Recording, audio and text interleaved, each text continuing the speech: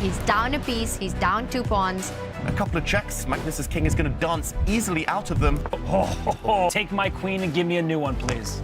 He's losing now. Yep. You walked right into the net. And they know it. They know it. Turn your boards. 909. 952. Probably made a big mistake. Oh, and the bar's going up. This is an absolute gem of a game. Wesley So has done it. He's going in for the attack, but He's walked into checkmate. Black can play rook takes pawn. One move checkmate. 2 seconds. Oh my God! What an Armageddon!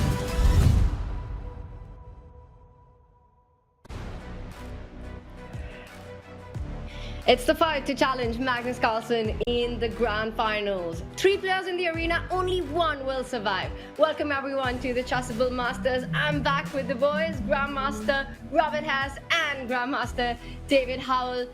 Before we get to the chess, David, Robert, did you guys coordinate your outfits? We wore it better. We need to know, chat. We need to know. Who wore it better? That's the question. That's the first question for chat. And who plays better today will be the big question in the action that is coming up. Robert, before we discuss the bracket right off the bat, who do you think makes it to the grand final? Oh, well, I'm going to answer that with Magnus Carlsen because I know that he's already there. But Magnus, he is not playing today or tomorrow. So if you made me choose, it's too difficult. So I'm going to pass and throw it back to you. Tani, come on. Who do you think is going to make it? It's a tough one. I did put you on the spot. Well, you chose a safe bet there. But let's point this out, that for Denis Lazavik, he plays only 1 match today. We will be starting with Alireza against Jan Nepomniachtchi. Let's bring up our bracket. It's right here. The 2 players who have been in the losers bracket since the start, they got knocked down on day 1 on Friday. Jan Nepomniachtchi, Alireza Firouzja. making it through to the losers semi-final. On the way, Jan knocks out Maxime Vachier-Lagrave, knocks out Vladimir Fedoseev. Alireza Firouzja on his part takes down Wesley So and Jose Martinez. They fight against each other. The winner of this match will play against Denis Lazavik for that spot to challenge Magnus Carlsen in the grand final. Robert, you asked me, who do I think is that second player who will fill in that blank? I've been really impressed by everyone that we see, the three players in front of us, but I'm going to go with Alireza Firouzja. What about you, David? Ooh, I'm going to buck the trend. I'm going to support the old guard here. My generation, Jan Nepomniachtchi. It feels like he's ridden his luck against Maxime Vachier-Lagrave, against Fedoseev. He was on the brink of elimination twice, but he's survived. He's still there, and experience counts, especially in these nervy moments. So he needs to get past Firouzja. He needs to get past Lazavik. Not going to be easy. It's going to be a fun battle. We hope that you're all ready for this one, because we're ready to go. And what action we saw yesterday in the losers bracket, and of course in the big winners final, as the 17-year-old Denis Lazavik took on Magnus Carlsen. It was full-on drama. Take a look. 4 heavyweights in the losers bracket have to fight it out. They're on their last life. This is a winning endgame at this stage for White. In fact, Firouzja wins by resignation. Firouzja, he survives. Jose Martinez, his time in the Chessable Masters is done. It's critical for Fedoseev to play this move, because if you were to move up with your king, which he does... Did you see Nepomniachtchi lean back with surprise there? He feels that he's got a second life now. Queen g6 would be checkmate. Oh, he walked into a mating net. Oh my gosh, and Vladimir Fedoseev so close. Unbelievable Armageddon. Magnus cursing his luck here. He knows Denis has done perfectly, and he's about to lose with White Magnus. This nearly never happens. The pawn drops. Denis takes a historic victory, and the White King might get checkmated. Be careful here. He offers a queen trade. What an offer, and it's a draw. So it was brilliant by Denis Lazavik. Apparently, this is a hold, but not after that move. He had to play b5 a moment ago. Now it's too slow. But in the end, Magnus Carlsen's endgame technique prevailed. Magnus Carlsen goes into the grand final of the Chessable Masters.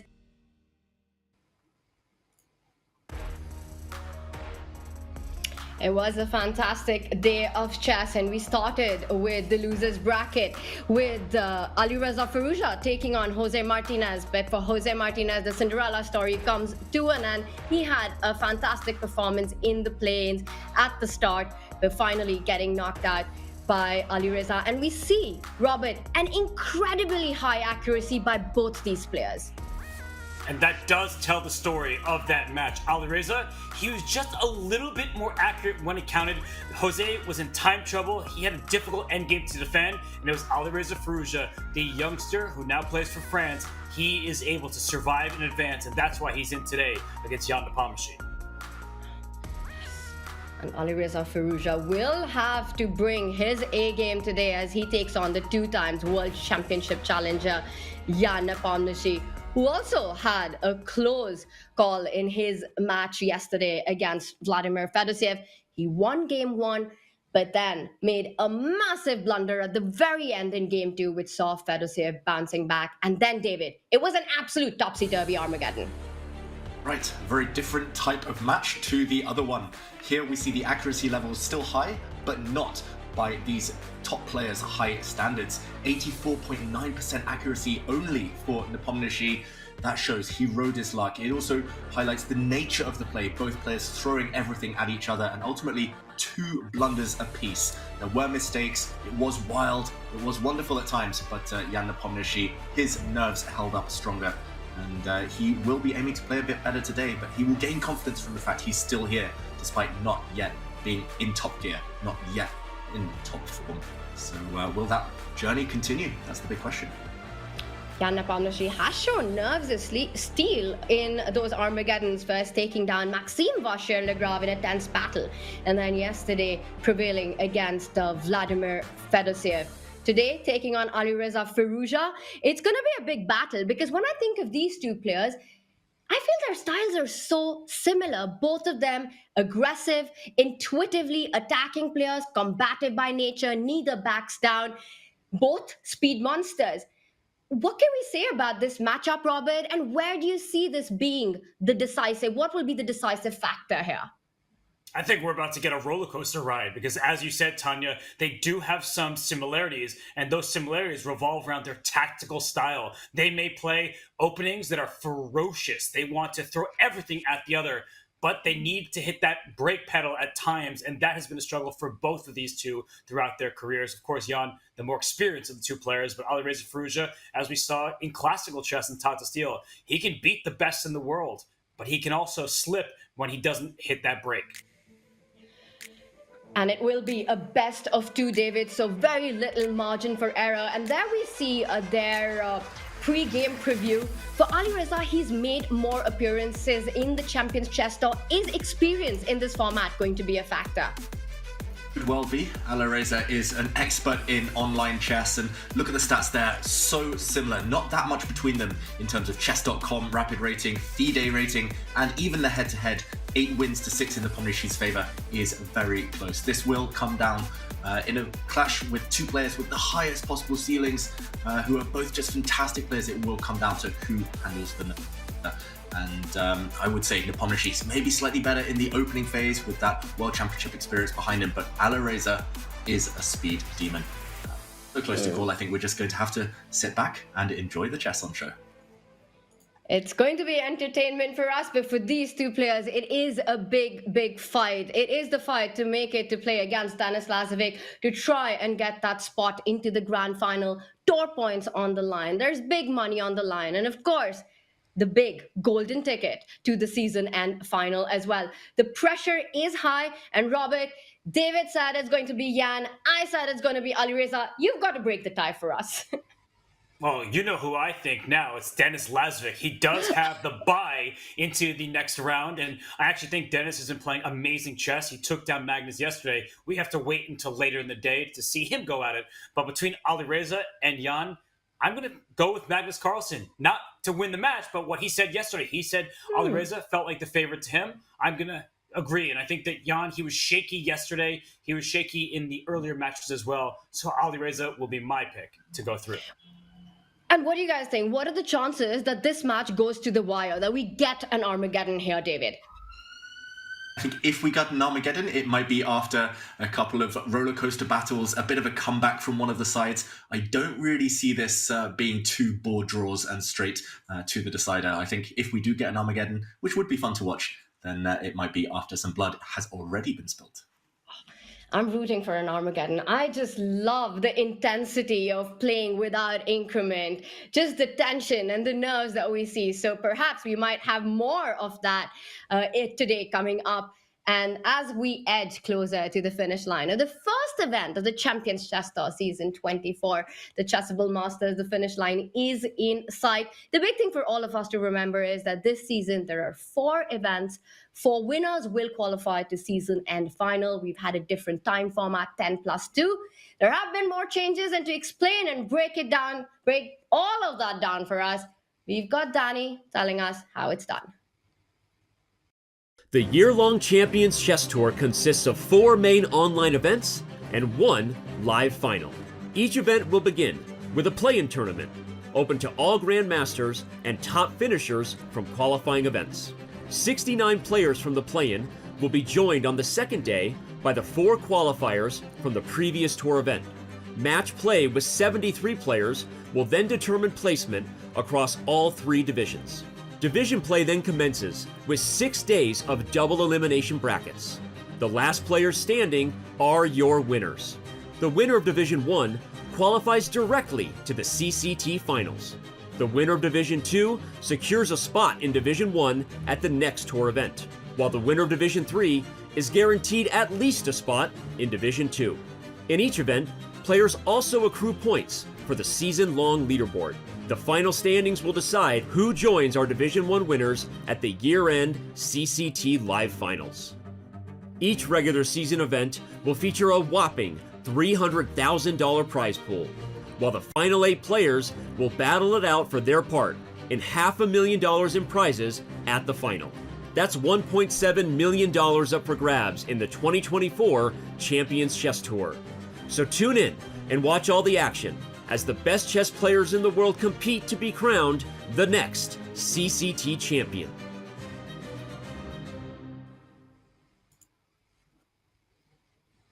Just a few seconds from now, we will have the first moves between Jan Nepomniachtchi and Alireza Firouzja in their best of two. Very little margin for errors. And before they kick off, I want to talk about the opening approach by these two players. Robert, what are we expecting? Each of them gets only one white. What is going to be their strategy coming into this match? I feel like I expect the unexpected, in particular when it comes to Jan Nepomniachtchi. He'll throw the King's Gambit out there. He'll trot out some main lines, but then also some sidelines. So for Jan, I really don't know what's going to come from him. And same holds true for Alireza. They're both wild cards. I'm actually going to predict that one of them might start a bit more solidly. That will be Alireza Firouzja. When he has black, he has shown a willingness to just set up stall and just try to lock the game down. With white, I totally agree with Robert. He's going to go all in. He's going to try something a bit more special. But I feel that Alireza with black, he's shown a different side to him these days. He's still young, of course. He's trying to find a new gear, and that could be key. Who strikes with the white pieces? Who gets onto the front foot first? But there we see Alireza, not yet at the board. There we go, sitting down. He looks ready to fight. Well, we can see the fair play cameras behind the player as well here. Ready to fight, and a fight is what we are going to get between these two. I'd love to see a King's Gambit on the board, not gonna lie. That's going to be exciting. But we've seen the King's Gambit get a bit demolished over the last couple of weeks in certain games at the top levels. So maybe it's too much on the line to play the King's Gambit, but it's definitely going to be a fun one if he does go for it. When it comes to these time scrambles, when it comes to the mouse skills, when it comes to speed chess, who in the Chessable Masters out of these two has shown better control on nerves and better form, David? It's tough to call. I mean, both of them have been shown inconsistency at times. I would say if it's pure time scramble, where it's just seconds left, then Alireza. Not too many can get past him, match his level of speed and confidence and trickery when the clocks are ticking. But yeah, in general, Jan, I think his clock handling also been a bit patchy at times. So really tough one to call. What about you, Robert? Yeah, I'm with you. We saw Alireza Firouzja in the Bullet Chess Championship. We know how capable he is. And for Jan Nepomniachtchi, it has felt a bit shaky. I mean, even getting through to this stage by taking down Vladimir Fedoseev, there was quite a bit of fortune. He did have the upper hand. He won Fedoseev's queen, but that final position, just before he won the rook, it was actually Fedoseev who should have had a draw in hand. So I think Jan Nepomniachtchi, he's counting his blessings. It's a new day and it's a new opponent, but they get no less fierce. Yeah, Nepomniachtchi back with the Barca jersey, but no Catalan on the board. Starts with the King's Pawn opening. E4 played the Spanish, and we have a Berlin. Anyone surprised? Not too surprised. I did mention that Alireza Firouzja has been employing the Berlin a lot lately. I'm pleased, though. I'm pleasantly surprised to see Jan Nepomniachtchi not enter the Berlin endgame or any forced drawing lines. This one is promising to be a tense middle game battle. There's been a trade of one set of pieces. White's light square bishop, the Spanish bishop, trading off for a black knight, damaging the black pawn structure slightly. And now the game will take a slower maneuvering kind of nature. But yeah, Robert, it looks like Alireza trying to be solid at this early stage, yet he's the first one to think. It's funny because this is mainline theory, but there are different options. He brings his queen out to d6. Some players like to slide their bishop back to defend this pawn on e5. Others will retreat their knight back to d7 because you want to create a pawn chain. But this queen move up to d6, it walks into the line of fire. Wow! Speaking of firing, b4 Tanya, I don't think I've seen this before. This is a pawn sacrifice going after the black bishop, but that bishop can just take the pawn. Is this a novelty? B4, I've never seen it before. Robert's not seen it before. David, are you at all familiar with this pawn sacrifice? And what happens if black actually gets greedy? We're about to find out. We're finding out the proof in the eating. How does it work? You've got to take up the challenge, essentially. Proof in the pudding is the eating. That's it. Thank you, Robert. Essentially, you have to grab material if you want to refute your opponent's idea. Instead of timidly retreating, Alireza says, yes, I'm taking that pawn. And I can confess, I have studied this position before. I can't remember exactly how the line goes, but essentially it's long, it's forcing, and black is forced essentially to find some really creative defenses just to cling on and survive. So I really love this idea by Jan Nepomniachtchi. I believe it's been played in the past by the likes of Jules Moussard, French Grandmaster, and Alireza. He's been caught off guard! Exclamation mark from this last move. It reminds me, Robert, of a Evans Gambit, but in the Spanish opening. Why just throwing away for a pawn for a couple of tempo? It makes perfect sense once I see it on the board. I would be too afraid to give a pawn, as Jan Nepomniachtchi just did, and Alireza's in for a think, but I do believe the bishop has to slide in this direction. The downside of going to a5 is it allows the white bishop to get out on this open diagonal and probably prevent black from castling anytime soon. But if the bishop goes to c5, if we can bring up an analysis board, there's a very direct plan from the white side, is that white wants to push in the center. You give away a flank pawn so that you could push in the center, and if black continues to take things, then you pay the full price. This is a baby fork, but it wins a knight because your queen and knight are both threatened. You move the queen, you lose the knight. And so in the game position after c3, the bishop has to slide back to a5, as it just has. That wasn't my doing. But the white bishop, it can go out to a3, and I do think there is going to be some trouble in black's camp. What a line this is, Tanya. I haven't seen it before, but now that I have, I kind of want to play it myself. Really interesting from the start. b4 on the board. I was surprised to see it, but I like it more and more, and especially the kind of opening that you employ when your opponent has only 10 minutes on the clock to deal with all these questions. Maybe in a classical game, it's a lot easier to answer these kind of sacrifices early on, but here it forces Alireza to burn clock early on, and the problems are just getting started. Bishop a3, hitting that queen, more importantly, making sure black's king stays in the center. Eventually, white's knight from b1 can also land on c4, via d2, c4. There's a break coming up with the idea of d4, and black's still far away from finding safety for king. I am loving the compensation already. David, how does black react? How does black get his king to safety here? Not going to be easy. Getting the black king to safety is just one of the several problems. First, he has to decide how to move, how to react with the black queen. The queen is hit after all. You need to sidestep. I believe, if I remember correctly, you sidestep to e6 just to keep your central pawn intact. The only safe square for the black queen to defend the e5 square. But I think your points about the clock, Tanya, that might be the most important thing right now. Already 2.5 minutes down on the clock. Firouzja, he's going to have to move the queen later. He's going to have to hope potentially that he can even castle queenside. Looks like you're castling into the attack, castling into the eye of the firing line. But essentially, there's no other safe haven for that king. And all these questions are going to keep arising: how to defend, how to react to the opponent's threats. Firouzja, I'm already worried about that clock time. 6 minutes. And it's only just starting. Jan clearly within his homework. This is what we talked about: World Championship preparation. He's guaranteed to have dug deep here and studied all the intricacies. Queen to e6 indeed on the board. And Robert, we're expecting either the center to blow open or white to just keep improving pieces, keep developing. Yeah, knight to d2 up to c4, which was one of Tanya's main ideas, and it's a perfectly good developing try. But is it worth giving up a second pawn? Because if you move your knight out, you no longer defend this pawn on c3. I'm curious how Jan continues. I'm also noting that he has slowed down. So he sacrificed a pawn.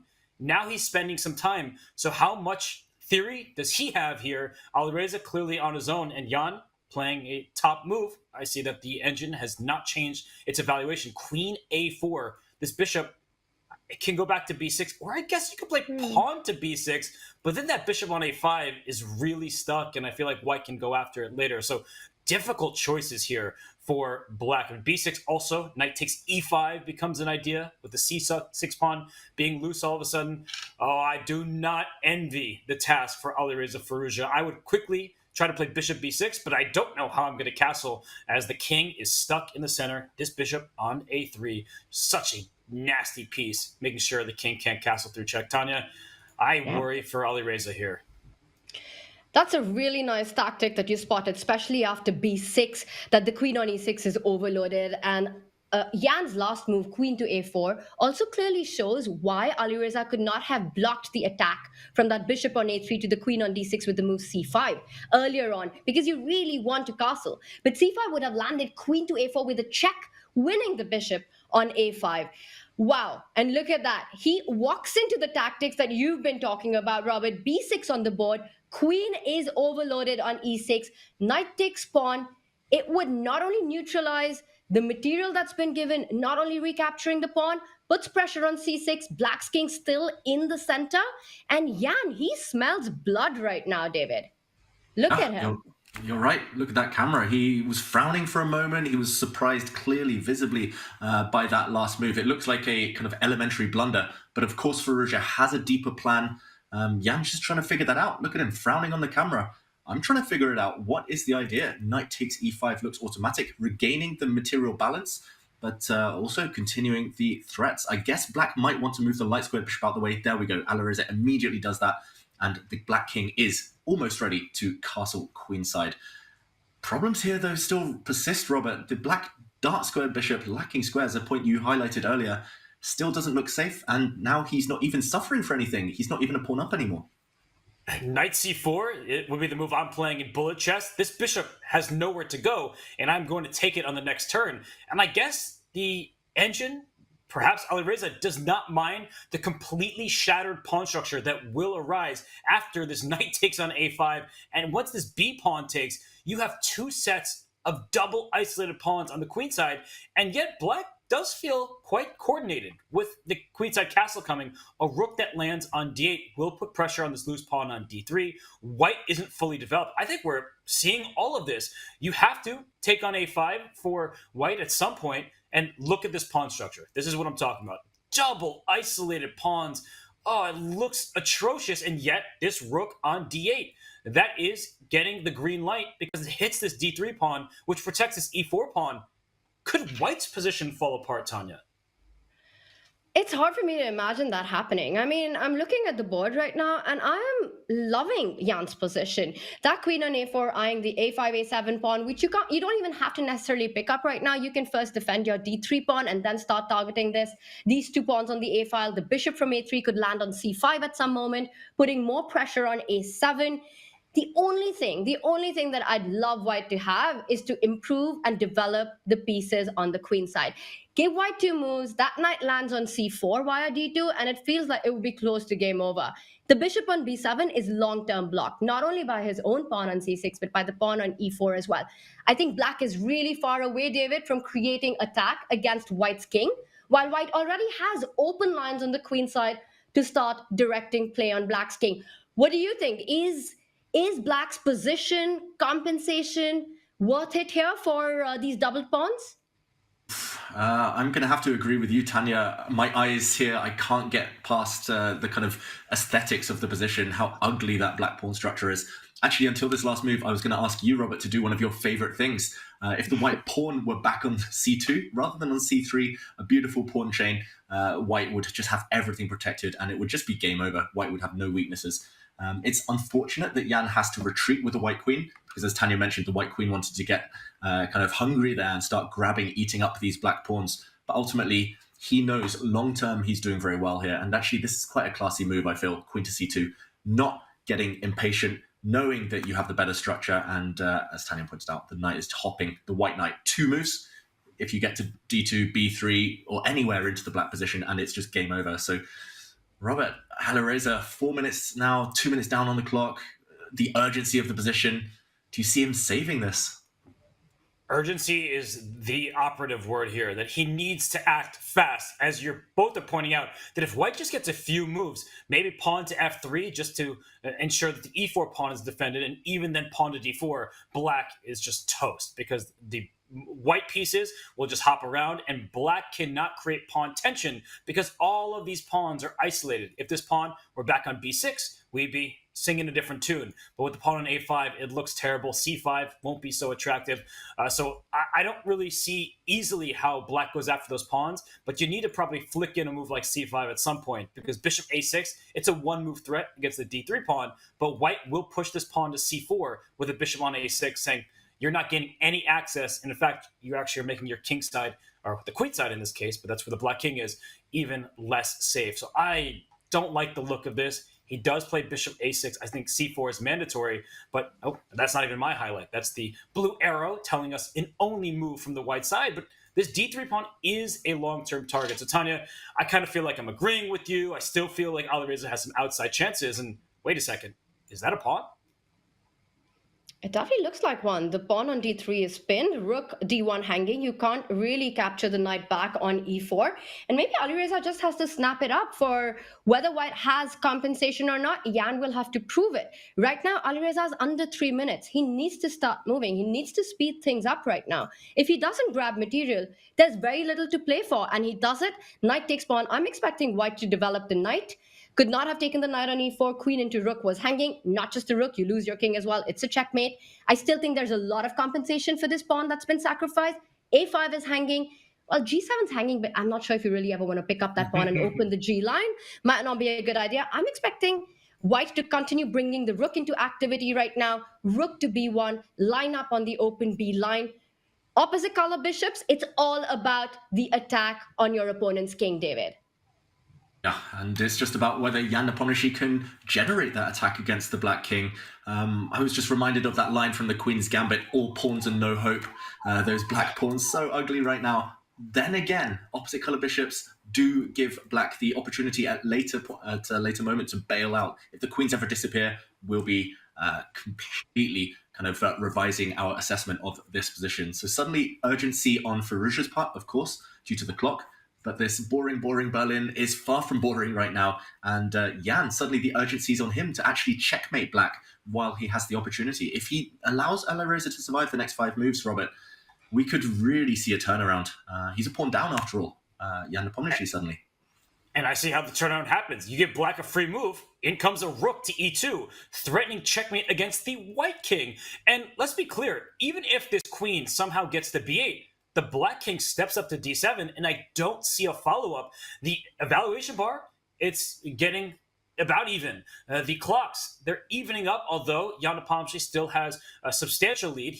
It was even larger before, but he has to invest time because black's next move is pretty clear. And yeah, I can play rook to d2, but now I'm getting passive, and black can still go on offense. We're going to see a rook lift from the black side, and I'm actually starting to prefer black's position. Now, earlier, it looked ugly, bad pawn structure. Black is a pawn ahead and has a clearer plan. So am I maybe overstating the case, Tanya, or are you starting to come on to my side, which is saying that Alireza's position, there is some hope here?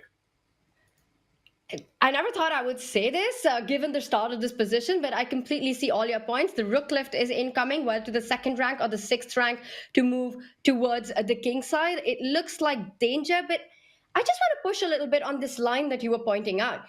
I don't think that white should fall back to b2 because the d3 pawn will fall. I think after the queen goes to b2, black can take on d3. You give a check, like you pointed out. The king is actually pretty safe on d7. But Robert, your other line that you were earlier looking at, that if black's rook was to get to e2, I think there is a key defensive resource in white's position. Imagine white goes queen b3, rook to e2. I give a check on b8. Let's have that on the board. And I actually think that white can snap up this pawn on a7. And the bar creeps up, and it looks like things are under control. And like you're pointing out, that from a7, I'm not only hitting that bishop on a6, but I'm actually defending the pawn on f2. So I'm just wondering, David, if white can just start going on the offense and not be too scared about rook e2 here. Tanya, I think he could have done, and he should have done, because if we go back to the game, instead, Jan Nepomniachtchi plays a real passive move. Look at him on the camera, shaking his head. He knows this is turning, and as soon as you start stepping back with your pieces, you know instinctively the momentum turns as well. The white bishop is aiming to sit on a nice pretty square like e3, but will you get that time? Will you get that luxury? Black first has a move, still 2 minutes for Firouzja, so not easy. But even a move such as queen to e5, forcing the queens off pretty much.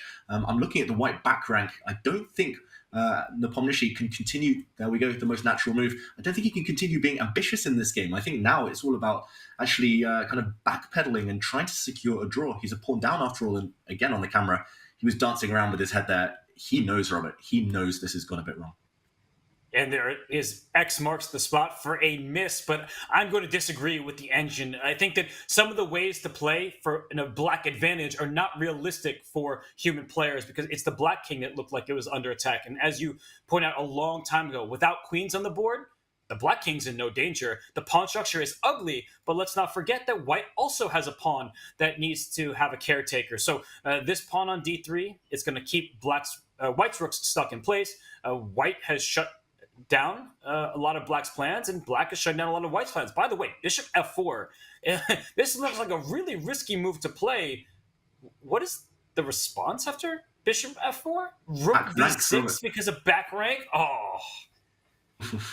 So sneaky. Firouzja, he's the trickster. 1 minute something on his clock, but he finds such devilish tactics like that. Wow, that's just tempting the opponent, provoking the opponent. Looks like a beginner's blunder again, but that skewer doesn't quite pay off for white. Tanya, do you agree? This is turning. Who do you think is the favorite now? I'm so impressed with this rook d6. Bullet beast Firouzja. Just finding these tactics with a minute on the clock. And I was on the edge earlier, David, but now I think I am moving towards Robert's side about this position, the evaluation of this position. Black has an extra pawn. The rooks are extremely active. The d3 pawn, a constant target. Opposite color bishops give black not only a safety net, but also always that bishop can fall back to b7 and start targeting white's king side as well. And this last move, Alireza wants to trade on his terms. He wants his pawn structure to get better, which is why Jan refuses. He's not going to take on b6 and allow Alireza to improve his pawn structure. The bishop falls back. It just feels that black has easier moves to make. At some point, the king side pawns can start advancing, going up the board, trying to create a weakness, g5, g4 ideas once it's defended. I'm really liking black here, David. I've got to agree. I think with 2 or 3 extra minutes on his clock, Firouzja would be a huge favourite here. But the clock ticking down, we might just get an answer to our question about who handles time pressure better, because we're reaching that stage. And look at the big threats that are appearing suddenly. White's king, a pawn in front of it was attacked. And okay, it's hanging by a thread for the white king side right now. But Jan, he's hoping that everything holds together, and he's looking to the other flank where those weak black pawns finally might just start dropping off. Robert here, does Firouzja have to go passive, or does he continue with this active vein of play? If Firouzja can get 2 moves at once, pawn to f4 is winning for black. And the reason why, this bishop on b7, it was a horrible piece for most of the game. Now it has the full length of the diagonal. So if black can land a back rank check, it won't just be check, it will be checkmate. Because once the rook, if it could jump over, and here's the big threat, rook b1, the king would have to go, and then the rook would land behind the king with checkmate, thanks to the full scope of the diagonal from this bishop. So watch out if you're Jan Nepomniachtchi. I know this black rook went back and forth, but there's so many weak squares, and a bishop can plant itself on f3 at any moment.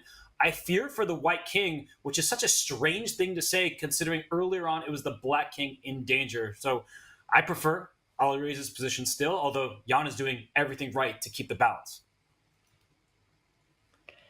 Yeah, Jan has managed to, David, keep the balance. I just want to make one point that it was so instructive that Alireza actually provoked the move g2 to g3 before returning with the rook, actually making that bishop on b7 an absolute monster, making sure that he has this f3 stronghold in white's camp. So really instructive there, David, to provoke pawn moves, to provoke weaknesses in the position. I know.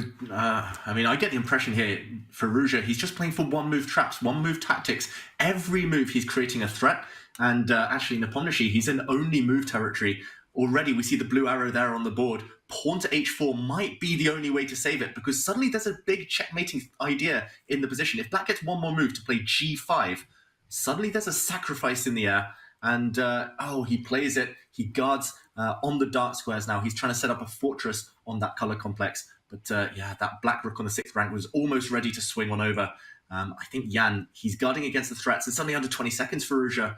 The problem with creating threats like this is you're kind of committing. Suddenly the black rook on h5 is totally stuck. The other rook on the other flank totally stuck.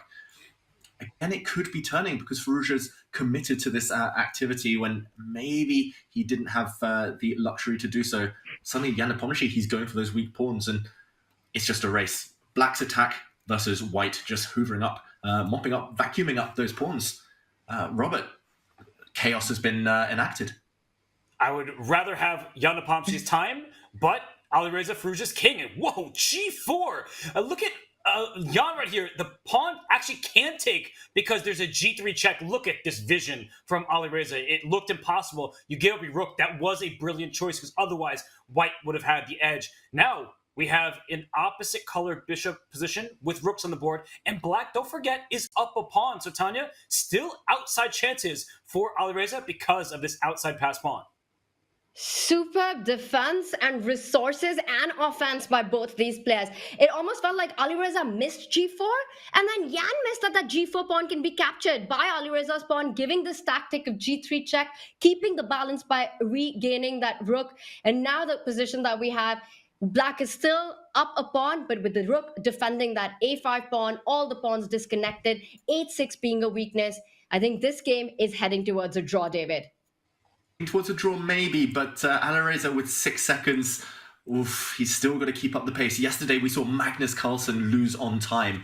2-second increment isn't much, so he still has to keep his guard up, but he's doing everything right here with black to stay safe. Suddenly, the white rook is the one that's slightly misplaced offside. I wouldn't be surprised, actually. All 3 results still possible. Draw, yes, the most likely, but Alireza creating threats, hitting pawns. This is, wow, really not great for the nerves. 5 seconds, every move he's making. The bishop's trapped. The bishop. Oh my goodness, he had to give it up to get a passed pawn. If black can get rid of white's 2 pawns here, even though white will have an extra bishop, drawing chances, but that was a blunder and a great find from Jan Nepomniachtchi, who now has a nearly winning advantage, according to the computer. But he needs to keep this one pawn alive. Otherwise, it might be a rook, bishop versus rook, which is a theoretical draw. So d6 was the only move. You need to keep this pawn guarded. Alireza will do everything to try to win it. But with it being on a dark square, the bishop will defend it. The players playing on seconds. Both players under 10 seconds. It's still a bit tricky to convert, David. Really tricky. Watch out for those black pawns that are running. The black rook often aiming to deliver some checks or swap off for the white rook. But white's rook is coming now with a check. The pawn promotes on a dark square.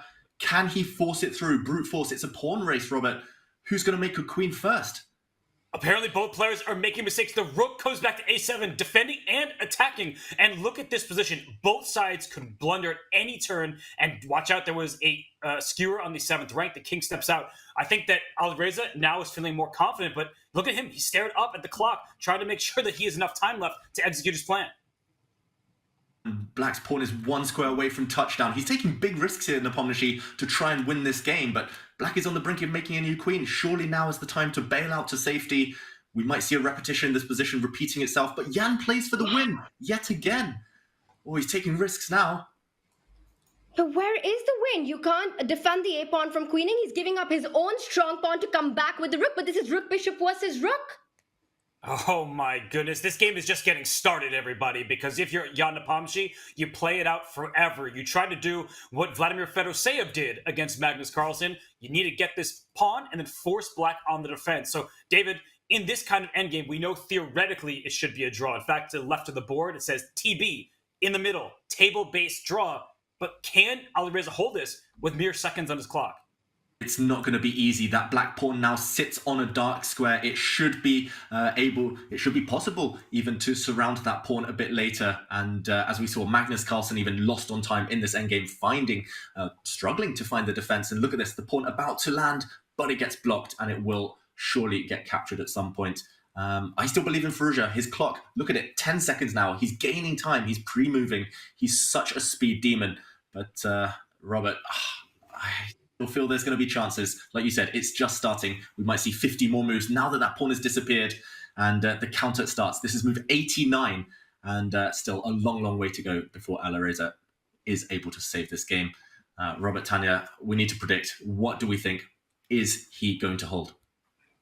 With 14 seconds on a draw, I am predicting an Alireza hold here. I think he will do this. What a find it was by him to even save, to even manage to get it to this position. I think he's got it in him, Robert, to manage to hold this one and save the draw. He's got 15 seconds left. If he had 5 seconds, I would still think that he has it in him because he's putting his rook on the light squares. This is key, everyone. You want to keep your rook on the opposite color of your opponent's bishop. He keeps going the light squares. He tries to offer a trade of rooks. King and bishop versus king for our newer members of the audience. That is a draw. So a rook trade, it favors black. And with the 2-second increment, every single move that's played, it grows your time on the clock. That's what Alireza is counting on. Look at this. 2 squares away, any check, the king could slide and protect that rook. So I'm thinking this should be a draw, especially by how quickly Alireza is playing.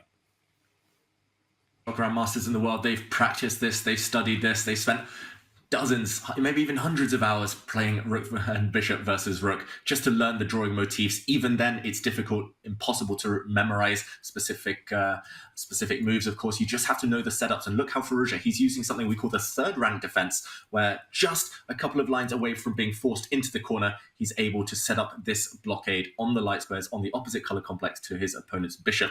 But if the black king gets pushed to the edge, that's when the trouble might start.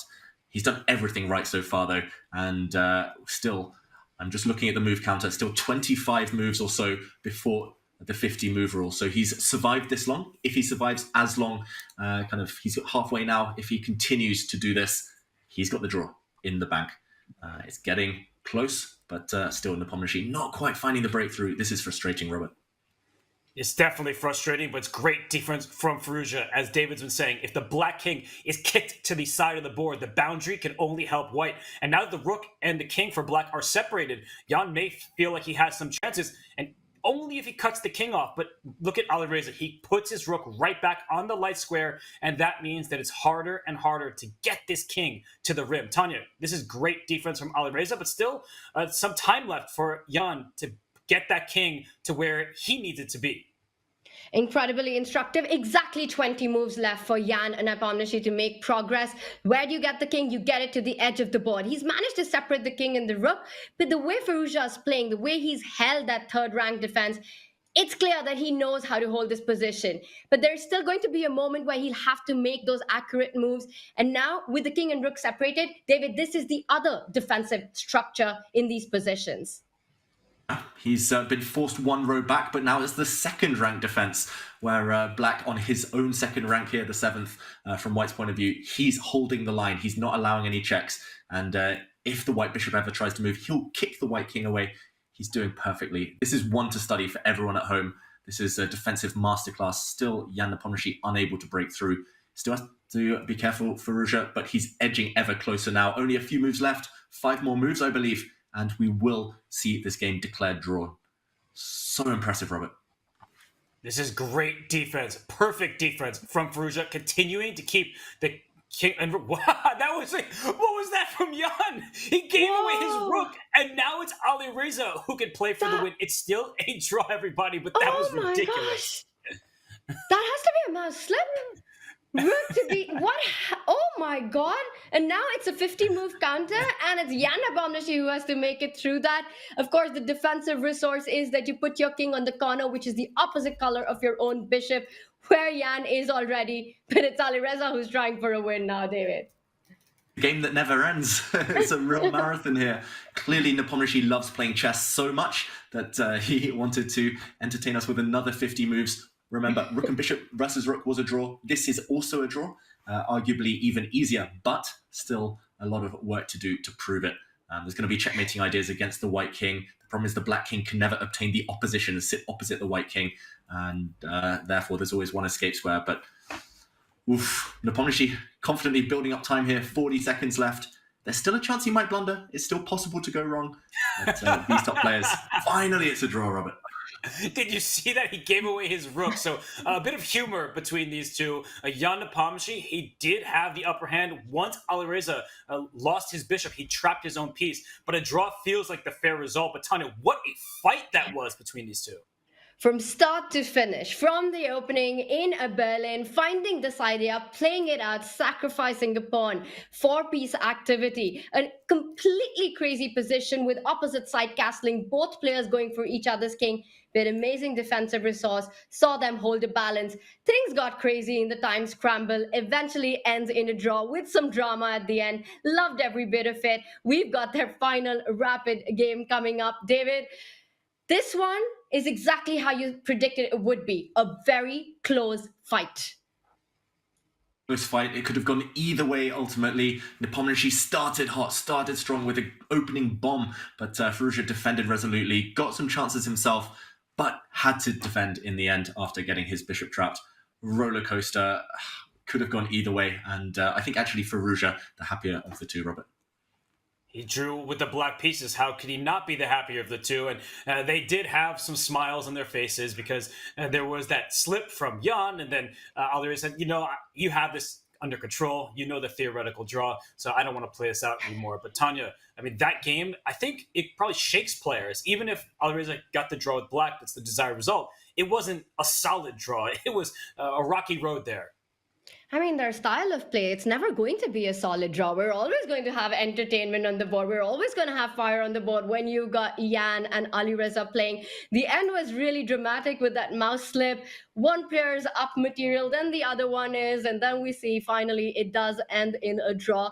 It's going to be a fun fight, that's for sure. Now, we saw Alireza go in with a solid Berlin approach out of the opening. This game, he starts with white. What are we expecting from Jan? How does he keep things under control with black in this one, David? He's trying to figure it out as well, just munching away, snacking up, and coming up with an opening strategy. A bit of a shake of the head there from Firouzja, maybe frustrated that he was on the back foot for most of that game. But Jan, if he employs his World Championship repertoire, he might start with the Petrov defense. That will be the ultimate sign of respect to Firouzja, and that will indicate that Jan's happy with the draw, wants to go to Armageddon. But even that, I mean, the players have to be thinking kind of 2-3 steps ahead. Who in the Armageddon will I be the favorite? What color do I want there? I mean, like you said, Tanya, no boring draws here. That was 162 moves. And that's my favorite type of chess, but the players are going to be feeling the heat, the exhaustion already. So much tension. This game could be the end of the road for one of these two players.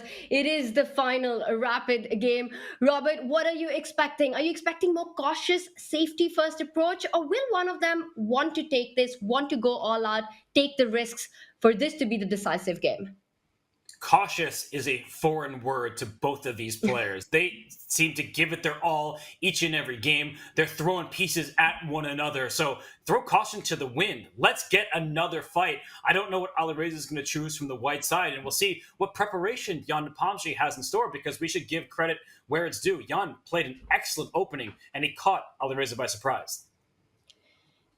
It caught Alireza by surprise, but also impressive how Alireza took his time in the opening and was able to handle that pressure, was able to combat all those attacking tactical ideas by Jan. And talking about attacking tactical ideas, we've got a Jabava London. David, does this surprise you? Yes and no. Alireza actually started with one knight to c3, a really rare move at the top level, but the last time he played it was against Jan Nepomniachtchi at the Tata Steel Masters, where using the Jabava London by transposition, he actually wiped Jan off the board in under 30 moves. So he has great experiences from the white side Firouzja against Jan in recent history. But of course, when you repeat the same opening, your opponent will have studied it, and Jan mixes up his, or kind of switches up his openings here. He doesn't employ the same variation he did. And wow, look at this. Nepomniachtchi kind of giving a frown there, trademark facial expression from him. But Alireza is going for fire on the board. G for go, that G pawn launching forward. And big threats already on the board, Robert. This is, again, shaping up to be a big, big fight. And look at Jan. He decides to ignore it for now by creating threats of his own on the b2 pawn. And yes, this g5 move, it looks annoying. You're kicking the knight, but you may also welcome it into the center. And trades, they don't necessarily hurt black. It's white who is lacking in development because you're pushing pawns instead of developing pieces. So now Alireza on the clock doesn't seem particularly familiar with this position. Tanya, sometimes these opening tricks and traps, you may trick yourself because when your opponent just plays quite standard chess, you may have created some holes and weaknesses in your own camp. And it is a bit, it surprises me that Alireza played g4. We were excited to see this move. And then queen b6, a natural-looking developing move. You're attacking the b2 pawn. You get your queen to a square where it eventually does land up very often in these lines. And then Alireza takes a long think right now. It feels like he came up with a surprise, but then he surprised himself. He finally chooses a move that defends b2, but to me, rook b1 is a bit of an ugly move. You've already played g4. Your king isn't going to castle on the short side. And now with rook b1, you take away a long side queenside, a long-term queenside castle as well from your king. I'm not very sure about White's position right now. I think Jan should be happy with this. He's already played the Jabava London, one of the most aggressive openings out there. Shout out to our friend James Canty. But rook to b1 is not an aggressive move, so it's not in the spirit of the position. I agree with you, Tanya. It smells wrong. It feels inconsistent at the very least. White's move rook to b1. Now White will never castle queenside. Therefore, the White king is kind of caught in two minds. Where's it going to end up? You've committed. You've opened up your own kingside already. I don't like it at all for Firouzja, especially the time usage. It feels like Nepomniachtchi, yet again, just like the previous game, has won the opening battle. Nothing kind of substantial, of course. It's not winning for either side, but psychologically, Firouzja's on the back foot yet again. Nepomniachtchi with a time advantage, and I think that will only grow, Robert. Already no obvious moves for White. Well, when we talk about psychology, we understand the temptation from Alireza to repeat an opening that he had great success with. You mentioned it, David, that in Tata Steel, a classical tournament, Alireza beat Jan, and it was quite a one-sided game. But players, they study from their losses, they learn from their mistakes, and I feel like Jan has learned this very well because his last move, g6, and it's not just trying to fianchetto his bishop, it's anticipating that White wants to throw a pawn forward, and Black, while the rim may seem dim, then Black Knight will happily step to h5 to attack this bishop on f4. So Alireza now continues with development rather than pressing forward with his pawns. I feel like this isn't like continuity between his moves. He pushes a g-pawn and then slows down. Black attacks him on the queen side, so he has to move his rook and disallow himself from castling in that direction. I just don't like the way that this opening is gone, but maybe I'm overstating the case, Tanya. I just feel like Jan has played every single move naturally, and it's Alireza who's kind of waffling about. That's exactly what it feels right? From the black side, Jan takes out the queen, then fianchettos the bishop, finds a nice post for that bishop. Now he's gone castle. Meanwhile, White's rook on b1 seems a little misplaced. The h3, g4 can become long-term targets. Maybe someday Black will strike with h5, asking questions on the king side, an idea that you have to constantly watch out for. The Black Knight might jump to e4, posing more questions in the center. It just feels like this opening approach by Alireza has actually worked out really well for Jan. The point that you made earlier about them having played in Tata Steel, that has also a psychological effect because yes, your opponent's prepared. In this case, Jan has prepared this line, but actually at the back of his mind, he also knows that he had a bad result. So it's also a bit of a mind game by Alireza in this one. But maybe it hasn't turned out the way he had hoped for, David. Yeah, it definitely didn't turn out the way he'd hoped for. He's now a minute down on the clock with White still uncastled. A bit of a mirror image. The previous game, Black's king was stuck, unable to castle kingside because of a bishop piercing down a diagonal. Now it's the Black queen stopping using X-ray vision to stop the White king from castling. Tanya, you mentioned the kind of backdrop of the Tata Steel Masters where Alireza struck. Now they're about to play the Candidates Tournament in a couple of months. It feels like there's kind of this real hunger to be the one to strike, to kind of assert dominance before that potentially career-defining tournament in April. So queen to d3 by Alireza, I think that's a good kind of change of pace for him. I was going to try and make Robert a proud partner in crime here by talking about pawn breaks, Black controlling all the pawn breaks. But once the queens are off, maybe less of an urgent factor. But yeah, it feels like Black won the opening battle, but ultimately it's still a level position, still neutral chances, and Max still a long way off of this game.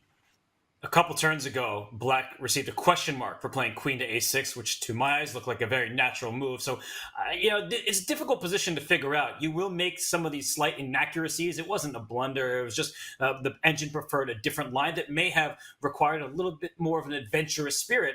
But Jan Nepomniachtchi, he's playing very solidly here. And yes, White has a slight pull according to the evaluation bar. And also according to my eyes now, I like the presence of this bishop on g2. I think that if Black trades queens, opening the c-file can backfire. allowing white's rooks to stare into black's position. So I think that white has control over more critical squares. And as David, you did make me proud. I don't see the pawn breaks anymore for black, because you ever push your c pawn, down goes your d pawn. And knight to e8, that, Tanya, to my eyes, a nice move. Trading off pieces when you feel like you are the restricted player.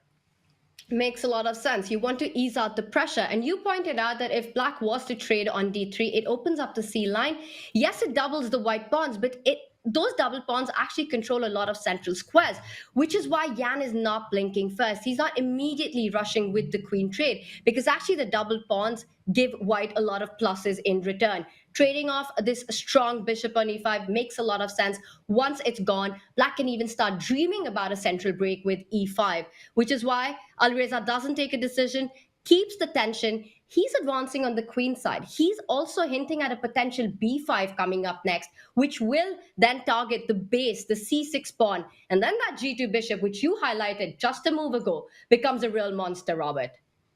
Wow, he's outplaying Jan at this stage. I thought that black played a very solid opening, but a few moves ago, this b6 move to potentially develop black's light square bishop, I could see it backfiring. A pawn chain is only as strong as its base pawn. And there's base pawn and this mini chain here between c6 and d5. It's easy to collapse this chain. A pawn back on b7 would probably be in black's favor, at least something you'd prefer. So e6 played to defend this pawn on d5, give it a second defender here. White can keep advancing. David, I think the space that Alireza is grabbing is useful, and it makes black's life very difficult. The pawn structure is the skeleton of any position, and 5 moves ago it was black who controlled all the pawn breaks. Black could have pushed a bunch of pawns all over the board on either flank. Suddenly it's white who has that luxury. White can push a4, white can push h4, f4, anything, e4 in the center a bit later. So it's definitely Firouzja who has the abundance of choice. I'm not sure you want choice in a rapid game. You want to trust your instincts and kind of play by instinct. There we go. G5 is one of those pawn moves. But yeah, it's very much turning in white's favor here. And I'm loving what Firouzja is doing. He's using that pattern recognition. B4 that's kind of reminiscent of those minority attacks we see in all these queen pawn openings. And yeah, it's very much pressure on Jan Nepomniachtchi to break out. Black is kind of entrenched in his first 2-3 ranks. He needs to trade pieces, but he doesn't want to do it on the opponent's terms. Tanya, are you in agreement? Is it white here who's making the magic happen, or is Nepomniachtchi still solid enough? The Evalbar says that everything's fine for black, but it looks the kind of position that from a human perspective is so hard to play because you've got little space. You know, you said pawns are the skeleton of a position, pawns are the souls of a position, so soul, skeleton, everything is in white side right now. You've got the pawns pushing, you've got more space, you've got the breaks. Eventually the H pawn can move further ahead, H4, H5 ideas, opening up the H line. I'm just trying to think, how does black actually free himself? And now he takes on e5. I was about to suggest another pawn break. Maybe f6 could have been on the radar, but now with this last trade, Robert, that's off the table as well. There's no f6 anymore.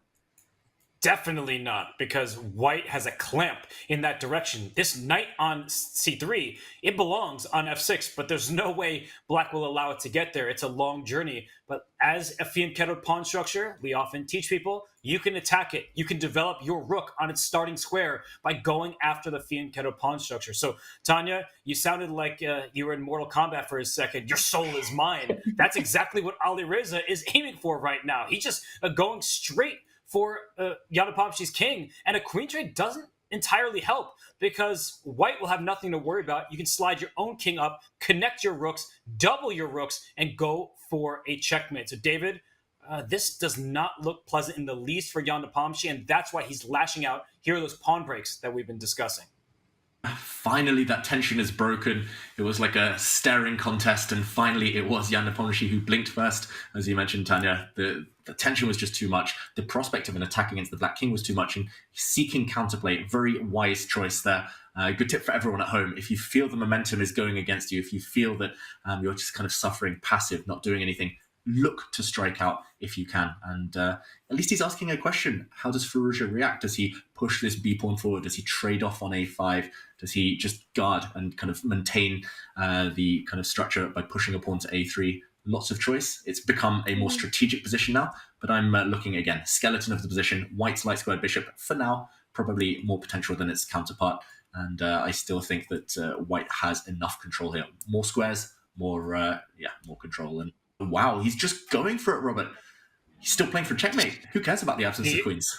He is. This is bad for his skeleton, for this pawn structure, but it's great for his rook if this pawn is captured, because the rook takes on b4, and then just like a fast car, zooms over to h4. Shout out to Tracy Chapman. That was an incredible performance at the Grammys. But here, this rook is about to land on h4, and that is going to be painful. This open h-file, this king doesn't have defenders around it. A lot of people think without queens on the board, there won't be a checkmate. That's not true in this case, so I like the restraint shown from Jan Nepomniachtchi. Bishop d7 is an excellent move, connecting his rooks, making certain that this rook on b1 will not easily enter along the h-file. It takes a few moves, and you don't really want your king in the center when the black rook is staring down an open file, and this rook, at least for now, it is delayed getting on over to the king side. Wow, what a move, though, by Alireza here. Tanya, do you like his decision to take the first pawn off the board? It's really interesting. And you said Mortal Kombat. These two are playing like it's Mortal Kombat right now. A black can't recapture with his own rook because the b6 pawn is hanging, which actually might force black to take back with the pawn. But is that a happy decision? You leave behind so many squares. Not only can the rook enter to b7, which looks very deadly on the 7th rack, but eventually even the knight can go from a4 to c5 and really get a big hold in the position. You asked me if I like this, the decision of capturing on a5. The answer is yes, I do, because it poses big questions. If you can't take happily with the rook, you can't take happily with the pawn. What are you going to do here? It just looks like Jan has to choose lesser of the evils. But David, I see the eval bar does not budge. Is there another option here? I guess if he's not scared about getting checkmated, which he should be, Jan Nepomniachtchi, then he could play a move like pawn to b5, guaranteeing that he can take on a5. There we go, it's on the board. He can take on a5 now with the rook, but this is the problem. The white rook has found this path over to the king side. It's racing over there, Robert, as you mentioned. It's not just a fast car, it's just a rocket right now, those two rooks heading over. And wow, he's breaking his structure even more, Jan. He's taking desperate measures to try and cling on. I just want to mention as well, the clock situation for the first time in this match shows Alireza ahead. He's the one making things happen. What do you make of this, Robert? Just a shocking decision to take on h5. It looks terrible, but looks can be deceiving. You are ruining your own pawn structure. You're leaving yourself with an isolated pawn. But perhaps the point is that black will play king g7 and then slide into a defensive posture with rook to h8. And the h7 pawn does get defended in this manner. I'm looking at this a5 pawn. It's going to fall. And when it does fall, black is suddenly going to have some chances at counterplay on the queen side. So king g7, a move that deserves an exclamation point. It's the only choice for black to stay in this game and be able to defend h7. But Tanya, just like in game one, are the tides suddenly turning in this game in Jan's favor a bit? And now the time is level as well. It just feels like it's a roller coaster with these two. It's hard to say who's better because the moves are so combative that it just keeps changing the evaluation. But it feels like both of them are keeping it under control for now, with really difficult to find moves. And Robert, I really like this knight retreat. You had long time ago pointed out that f6 square, a square that felt like it's impossible for white's knight to get to.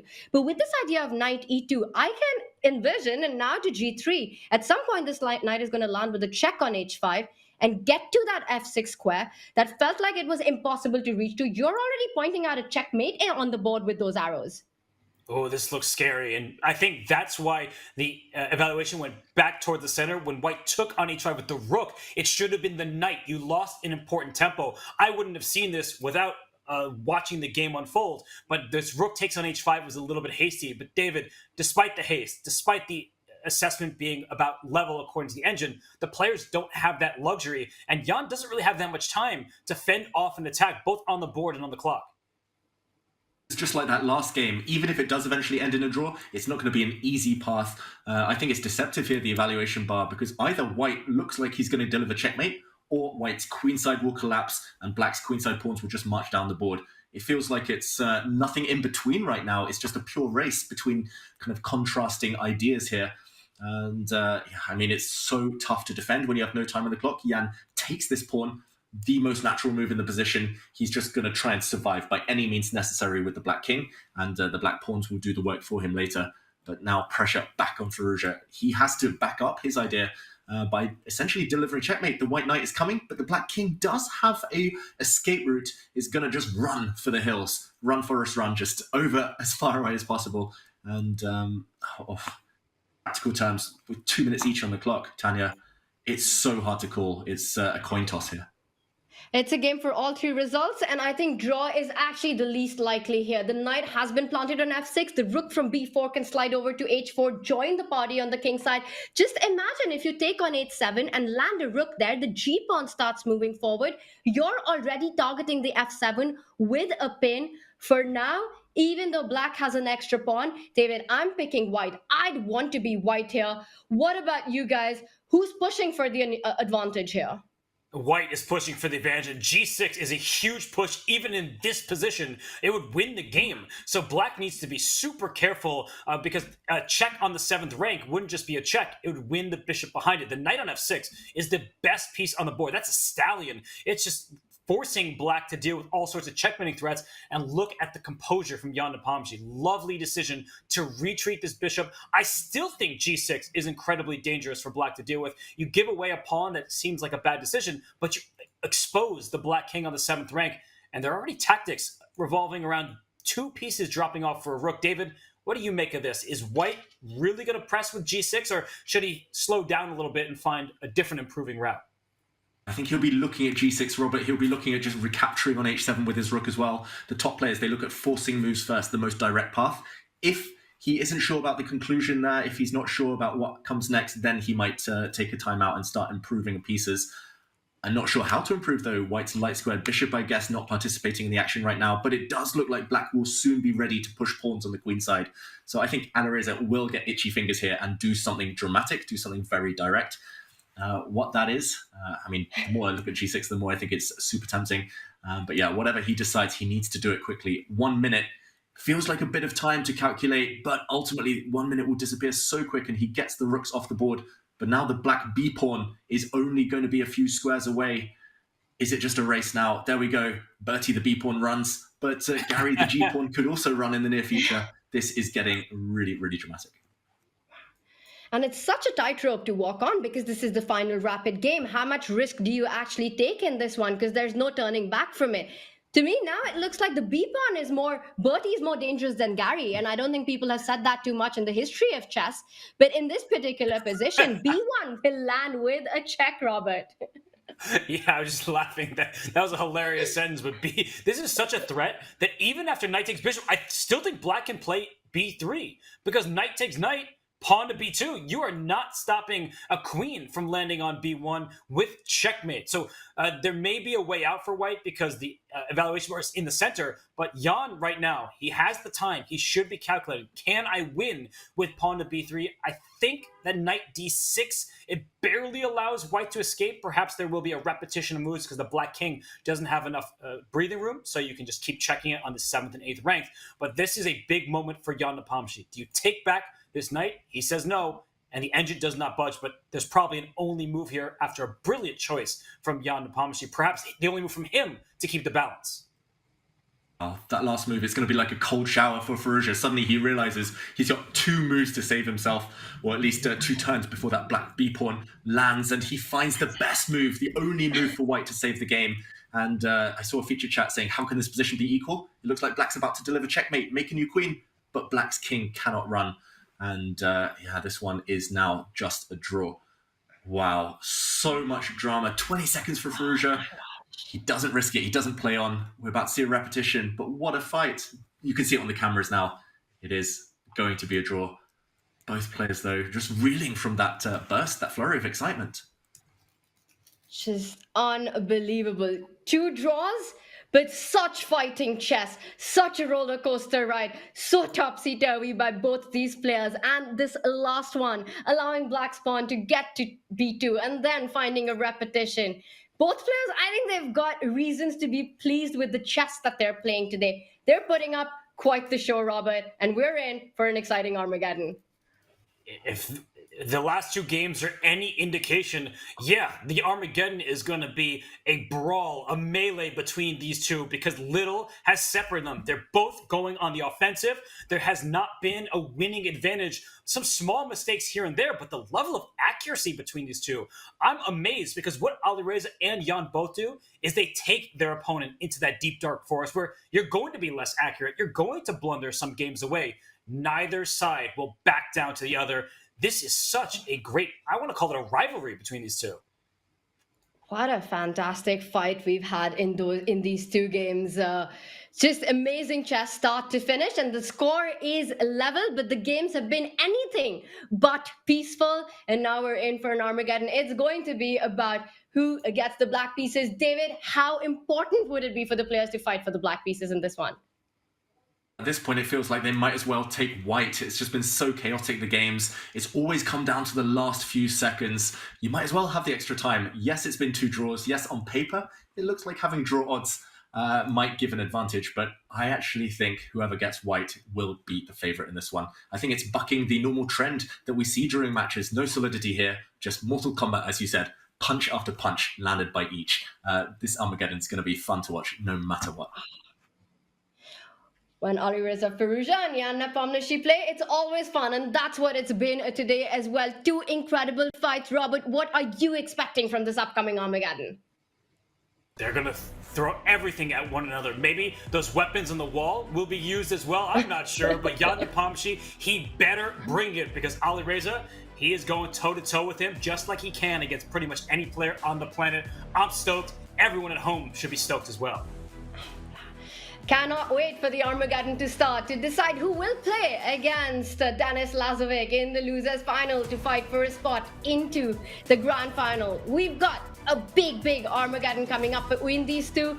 We'll be back with the bids. Don't go anywhere.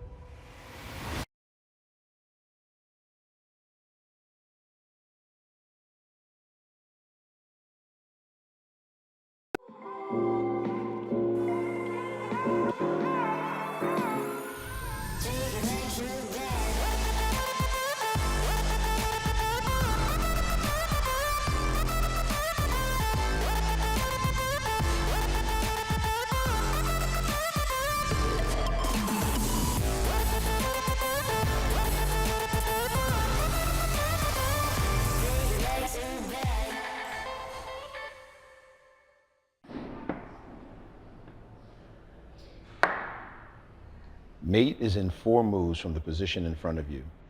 Don't move until you figure it out in your head. Don't look at me for a hint. I can't do it without moving the pieces. Yes, you can. Clear the lines of men in your head, one at a time, and the king will be left standing alone, like a guy on a street corner. I'll make it easier for you.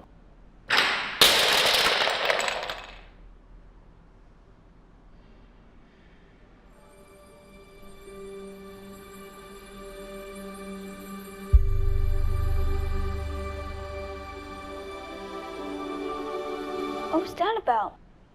I thought it would help. How does that help? You know, visualization and stuff. I'm not picking up the pieces. Sometimes you don't need to do anything crazy to get better. You just need to reassess your chess. I'm Grandmaster Maurice Ashley, and I'm presenting Jeremy Silman's How to Reassess Your Chess now on Chessable. So go to chessable.com/yourchess and start reassessing your chess today.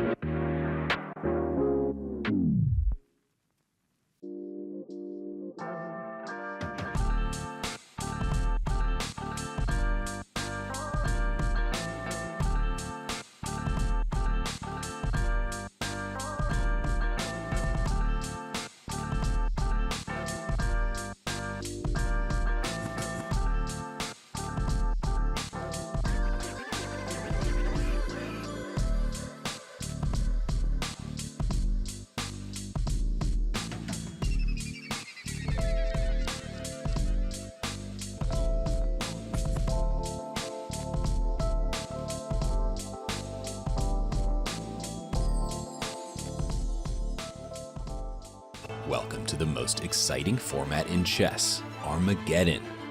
The ultimate tiebreaker. Armageddon grants white more time on the clock, but in return, white must win.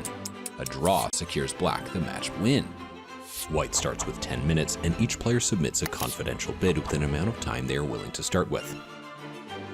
Lowest bid gets to choose their color, usually black, and those coveted draw odds. Let the Armageddon commence.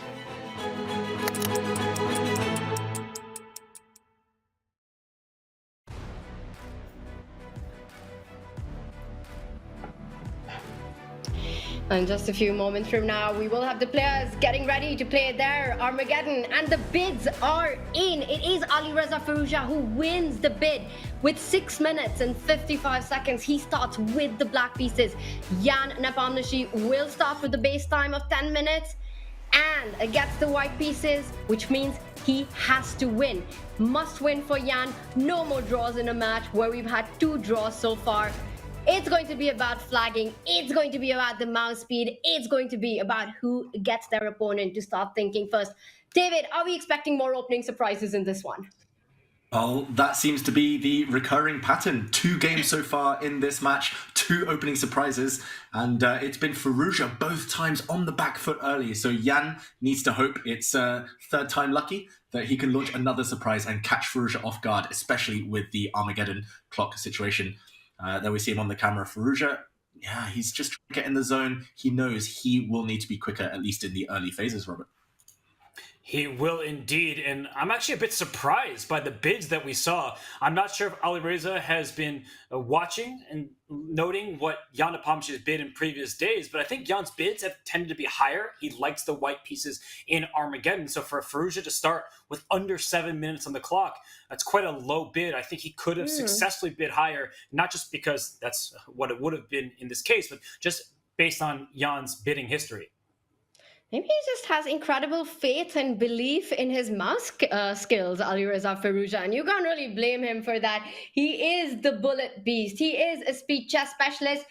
Off we go. It starts with 1e4. It's another Berlin. Are we going to see another b4 sacrifice? Not this time, David. Not this time. Again, it's the Berlin, but it's the anti-Berlin with no piece trades, no kind of early clarification of the center. White also keeping his Spanish bishop alive, so still one of the main positions, and a bit of a thing there from Firouzja before deciding to try and blow open the center, trying to seek early clarification here, fixing the pawn structure at least. And Robert, I feel the moves are going to be much quicker here, much more natural at least for Firouzja compared to the earlier games we saw. Apparently we just saw, bishop takes f2 check. We would again, bishop takes f2 check with queen c5 to follow. And both players are either trusting the other or completely missing this. I think we need to bring up an analysis board so everyone can understand what was missed 2 turns in a row. That at this point, rook e1 allows bishop takes f2 check. The king takes back, otherwise you lose the rook. And queen c5 hits the king and the bishop. The only way to block a check and protect the bishop would be knight to d4. But then black can take it in numerous ways, including with the knight, because you can't even take back without losing your queen. So this was a tremendous opportunity for Alireza Firouzja. It would have been pretty much game his, winning a pawn, opening up the white king. But both players missed it 2 turns in a row, and instead, we're back to a pretty normal-looking position. So, Tanya, I think we can breathe once more. The players, they don't even know that they missed it. We're back in more standard territory. I am gobsmacked, Robert. I cannot believe what just happened. But it's insane how much of this we see, where at the top level, they just don't expect a blunder early on. They just seem to trust their opponent sometimes too much. And that bishop takes pawn, a huge missed opportunity. Unbelievable stuff. I mean, it would have just been close to an Alireza win right out of the opening with extremely high stakes there, David. He could have won in 10, 15 moves as black. That's a real rarity. It knocked down their accuracy. We see below the boards there, both were down in the mid-70s. That's how dramatic it was. But that's what we call mutual blindness. You trust the opponent. You nearly never see a 2800 player blunder in one move, especially with white early in the opening. And ultimately, they're kind of using patterns that they're familiar with. But it was Nepomniachtchi to mix up his move order, and Alireza, who didn't have the alertness to punish. I think it's just that Armageddon. They're both so in the mindset of getting the moves down on the board as quickly as possible that they didn't pause to think. So understandable. It's very difficult when you're in the heat of the moment. Easy for us without the pressure of the clocks. But Alireza, if he loses now, if he goes back and checks this game, he will be kicking himself. So it's good for both players that neither of them kind of spotted it and have realised. Otherwise, we would have seen a far bigger reaction, Robert. Ultimately, it looks like a very balanced middle game instead. I think that Alireza can still be happy with the position he's obtained because he has the healthier pawn structure, no double pawns on the f-file. And for black, all your pieces are active, protecting one another. And with this latest move, you're forcing back white's most active piece, this knight that was out on c4. So I really am enjoying the way that Alireza is playing this game. The knight did step back to e3 here, but black has claimed a lot of space, a healthier pawn structure. And wow, that is a huge decision, Tanya, to isolate your pawns on the queen side. I think he's just going for activity. I'm loving what Alireza is doing. He might have missed bishop takes pawn earlier on with a huge advantage, but this also looks like a really happy outcome out of a Berlin. That knight is not stopping at e5. It's going to jump into d3. It's going at the right time. It's going to find a post on d3 once we see some trades on the d file. And then will white be forced to capture that knight once it lands on d3? Give a really strong passer with the e-pawn capturing back on that square. It's going to be big questions for Jan to answer. I'm still thinking about that big miss that happened. And I think it's really good news that both of them did not realize that. They didn't see what they missed. It's better that they check it after the game because then it can really, really throw you off. Still liking black's position. I think the trades do favor black. Whatever white plays, black can take on d1 now, double up with that rook on d8 and throw that knight onto d3 eventually. We're seeing all of that unfold now, Tanya. That is a monster square. The Black Knight is going to evolve like a Pokemon into a more magnificent beast right now. It's going to become a real octopus with tentacles all over the board. That Black Knight, it cannot be tolerated on d3. I agree. It will be whipped off, exchanged once it gets there. But yeah, with the draw up his sleeve for Ruja, he's also eaten into the time advantage. Now under 2 minutes, the difference between them. I think he's becoming more and more of a favourite every single move. He's done nothing wrong at all, Robert. He's kind of ruined his own pawn structure on occasion throughout the 3 games, but so energetic for Ruja's play. Energetic is a great word to describe it. And after knight d3, if white does take this knight, in comes a passed pawn for black with a rook behind it. So this just looks deeply unpleasant for Jan. His rook, it looks good on the A file, but it can't get involved on the first rank because this bishop on c1 isn't getting out. And Jan, he's in for a big think here. There's no way you like your position. Knight d3 also has threats of knight takes f2. There will be tactics on that square once again. So for both of these players who don't know that there was a huge blunder out of the opening, it's all Alireza Firouzja at this point. Tanya, I just don't even see how white does anything to coordinate. And I think the big problem is what you pointed out, that bishop on c1. If it was on the h2 b8 diagonal, if it was developed already, it would be a position that's totally playable for white. But right now, with this bishop stuck behind his own knight, not having the activity, black's knight has landed with a punch on d3, cannot be allowed to stay alive at that point. And Alireza pauses. I would be so tempted to just pick it up with that e4 pawn, create a passer, but wow, he takes a different decision, David. He goes with rook, takes bishop. Does that surprise you? It really does surprise me. It's an energetic move. He's trying to play with pieces rather than pawns, but just kind of setting up this protected passed pawn forever, pretty much. That would have tied down all of white's forces. I understand the question mark attached to that move. I think it was not the most natural option. And I think actually the kind of more instinctive move was the better one here. However, look at this. Black now has a strong move. Black can just line up on the d-file, conquer the d-file. And again, the problem piece, the problem child of white's position is that bishop. That's such a sad block of wood on c1. So yeah, still black in the driver's seat, but I agree, Tanya. I think it could have been even more clinical there, even more emphatic his advantage if he had taken with the pawn. And Nepomniachtchi's still suffering here with white now. Queen to d7, Robert. David, if you ever called me a block of wood, I think I would just cry. That felt like super insulting, but in the nicest way possible. It's like when the best person you know he tries to hurt someone else's feelings. Just that kind of pleasant trash talk. But it's true. This bishop on c1 is a miserable, miserable piece. It means that the rook on a1 can't help out in the defense. If this knight ever moves from e3, there will be a check on the first rank. That looks really scary. And look at what Alireza is doing. He is trading off white's best piece, and that also is a defender of this f5 pawn and this critical d1 square, which could lead to a checkmate on the first rank. I think that question mark that was given to Alireza for taking with the rook, if this were not a he moves on with a draw game, I would agree with it, because pawn takes d3, it was more of an aggressive plan that had a clear path forward for black, but he's just trying to stabilize. He doesn't need to win. A draw is a win. So from that perspective, Tanya, I think we can forgive him as his position remains marvelous.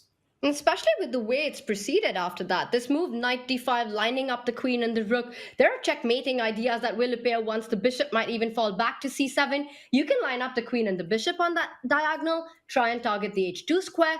You could think about a rook d1 back rank ideas coming with this knight trade being offered, with the f5 pawn about to fall. It just looks like it's big, big problems here for Jan to handle and to solve, and the time advantage. The advantage on the clock has completely disappeared, David. It has evaporated. Suddenly, Firouzja's moves are easier.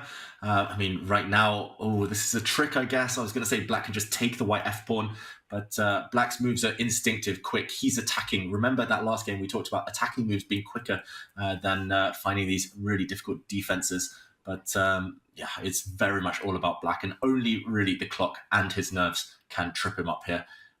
Jan is trying to complicate the issue, but look at it on the camera, shaking his head in Nepomniachtchi. He's relied on this trick. Bishop takes h6. That was untouchable because there would have been a knight fork winning the black queen. But yet again, the black queen steps back. Robert, you mentioned it, stabilizing, just so calm his moves. He knows in the back of his mind it is Armageddon. You can see the experience from Firouzja here. And he's just bullying Nepomniachtchi at this point. The black f-pawn is going to be a battering ram in the near future. Still looks phenomenal for black. Still doing everything right.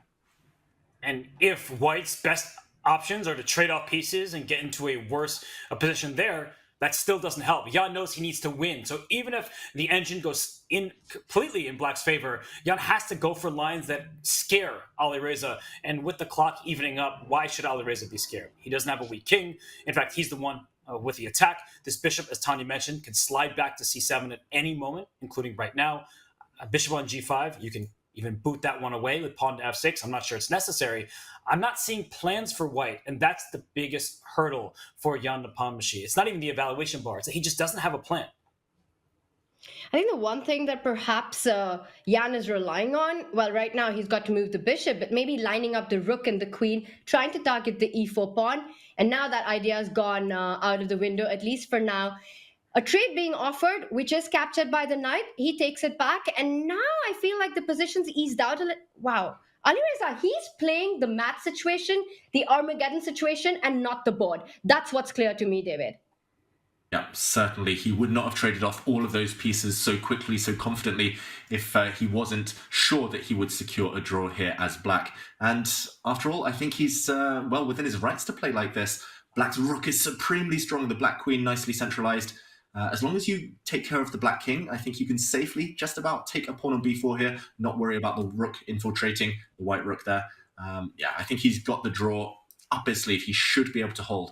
But playing for a draw is a bit of a negative mindset, so he needs to be careful that he doesn't affect too many more of his decisions.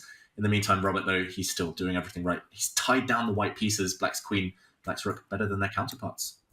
And look at this last move, queen to g3, not even allowing the white king to step closer.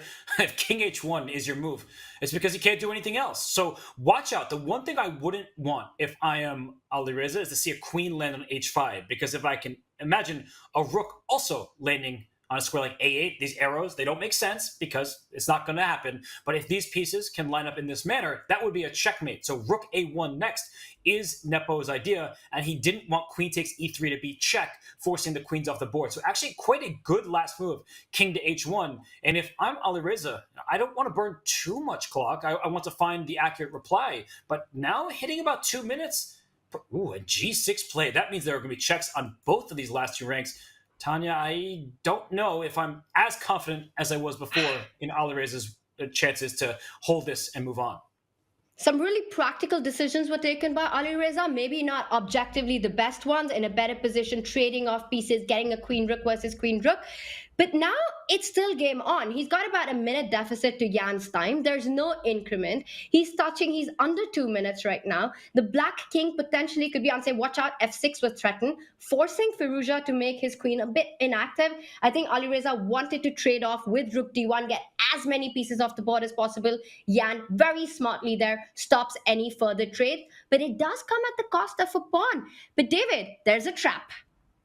There is a trap. If black's rook takes the pawn on e3, suddenly it walks into a double attack as an undefended square. Queen a7 check would win that rook. So Firouzja shaking his head there. The nerves are kicking in now. He's down to the 1.5 minute mark. And the words of Magnus Carlsen are ringing in my mind. He has gone on record as saying Jan is one of the best players in the world when it's just heavy pieces, when it's just the major pieces, rooks and queens, because he's so alert to these traps, these double attacks, as we saw there. Pawn to g5 is not a happy move, creating some more luft, some more air for the black king, but also weakening some squares. And Jan, he's going to up the pace now. He has to hustle on the clock. And Firouzja is far, far from safe. Look at this, more threats, Robert.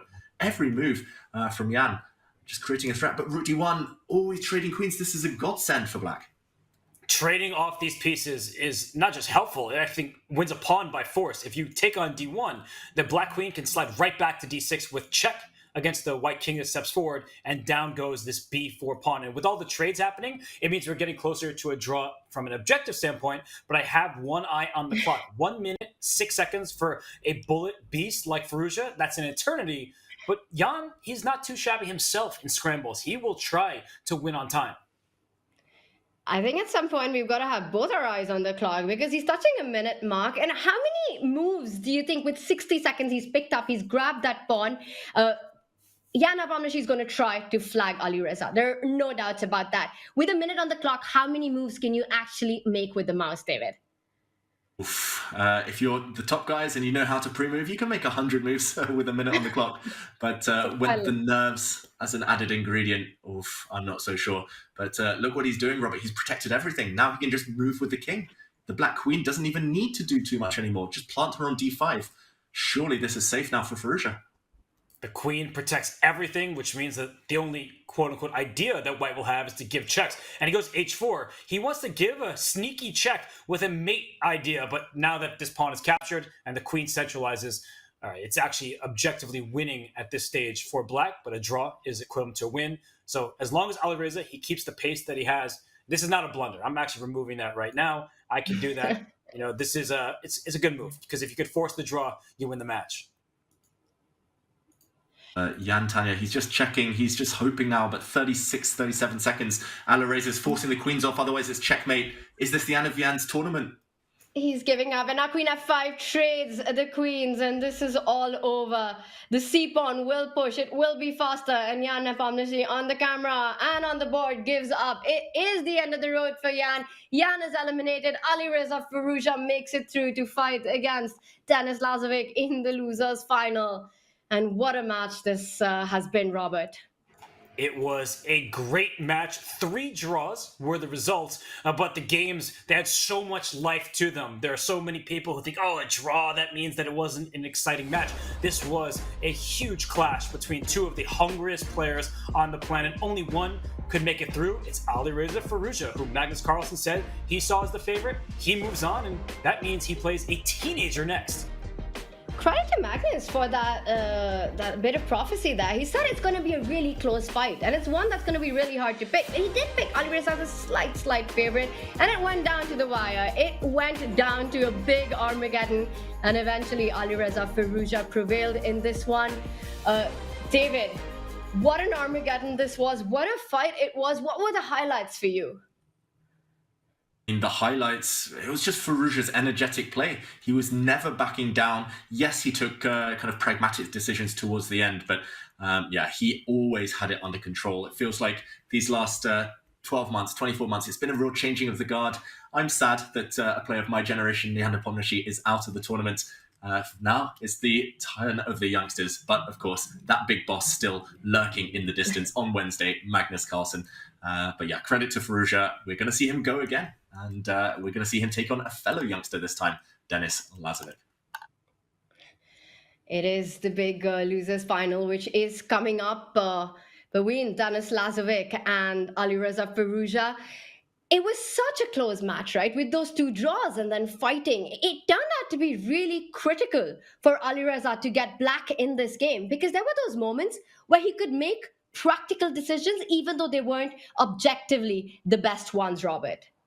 Well, I think it's objectively the best decision. Even though that annoying engine says you're wrong, he was right, because he was never in any danger. He held the draw without any problems. Of course, Jan had to give everything away to try to win, but I think Alireza played a more or less perfect game in an Armageddon situation.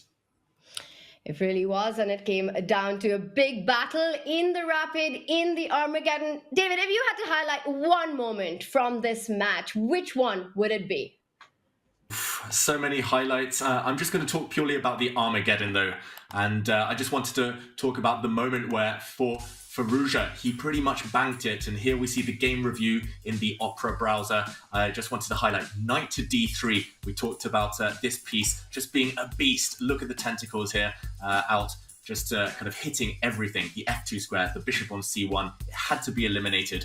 And yes, rook takes d3, a controversial decision, but Firouzja, over the next few turns, consolidated. The tip for everyone at home, avoid tactics if you know you're already in control, especially if you're happy with a peaceful result. And knight to g4, it would be easy for someone to panic here, easy to go wrong, especially against a mighty opponent like Jan Nepomniachtchi. Knight to e5 is a big threat, but okay, there we go. The board has just changed up. But yeah, essentially he traded off pieces over the next few moves. The bishops disappeared, the knights disappeared, and he guided it towards safety. So this was a previous checkmate from Firouzja. He's just been the man. He's been so on form this tournament so far. And this was one of the most beautiful checkmates that we saw in the Champions Chess Tour, sacrificing that bishop on g2, promoting to h1. So many great games by all these players, but for Jan Nepomniachtchi, the road does come to an end. Undoubtedly, we will see him back in the Champions Chess Tour. For Alireza, the fight does continue, and he did show his mettle in that Armageddon. He missed that big opportunity out of the opening, Robert, but never let it go out of his control. It's because the players, they don't have that engine off to the side alerting them, hey, you missed something here, find it next time. So Alireza, he is going to be annoyed as he reviews the game. We see all these players, immediately they start analyzing after the game concludes. But with that miss as an exception, that was a blunder, 2 moves in a row, uncharacteristic of both players. It really was a wonderful performance from Alireza Firouzja, and hats off to Jan Nepomniachtchi, because it takes 2 players to showcase their talents and their fighting spirit. So we had a really fantastic match, and for Alireza, his day is not done. And our day is not done, as we've got a big matchup coming up for that spot to the grand final of the Chessable Masters. We will be back as the youngsters take on each other. Alireza Firouzja fighting against the 17-year-old Denis Lazavik. Get your coffee, get your tea, get whatever you want, and come right back. We'll be back in just a few.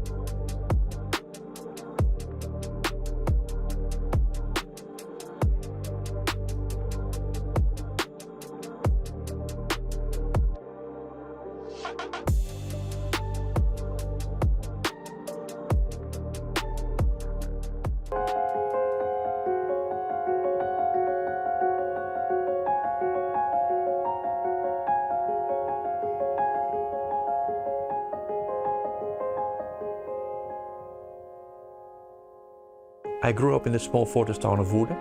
I've lived here all my life.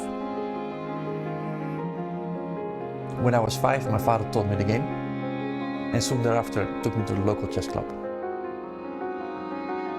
I can't really remember my life without chess. I feel like it's always been there. I met my wife through chess. My profession is chess.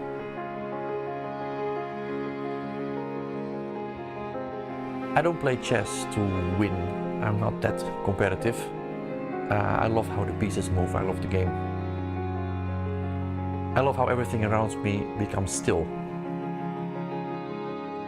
When I'm behind the chessboard, time doesn't flow the same way until the clock runs out. In the spring of 2021, time seemed to have run out. I was diagnosed with Hodgkin's disease, which is a form of cancer. I was 35, and suddenly my life changed. It was a strange time, and chess didn't seem to matter at all.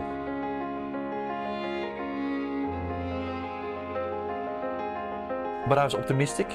I trusted the treatment plan and the doctors that were helping me, and I felt it was in their hands now. The chemotherapy, radiation, at the worst I could barely walk around the block. That it really put things in perspective. If I have a bad position now, yeah, I mean, it's no big deal, you know. So maybe in that sense it helps that you have a more of a different kind of attitude to life.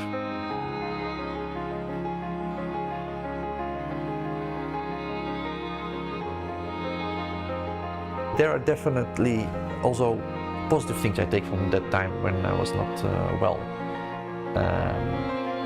I think it gives you kind of different perspective on life, on everything actually. So it was definitely not only negative.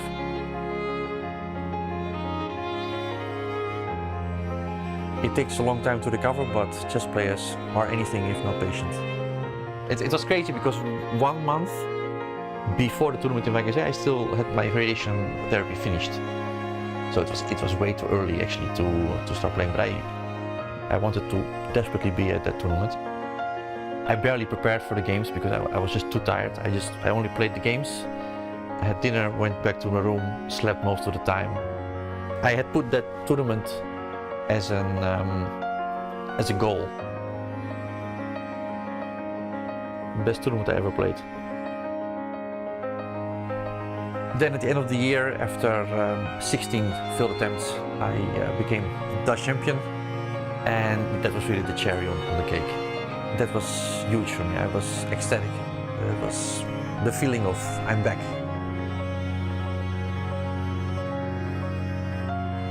All those failures, all those setbacks, they never seem to matter now. What is important is that I have a lot of chess ahead of me. I always wait for the moment when I wake up and I realize that today I don't really feel like looking at chess, but it just never happens.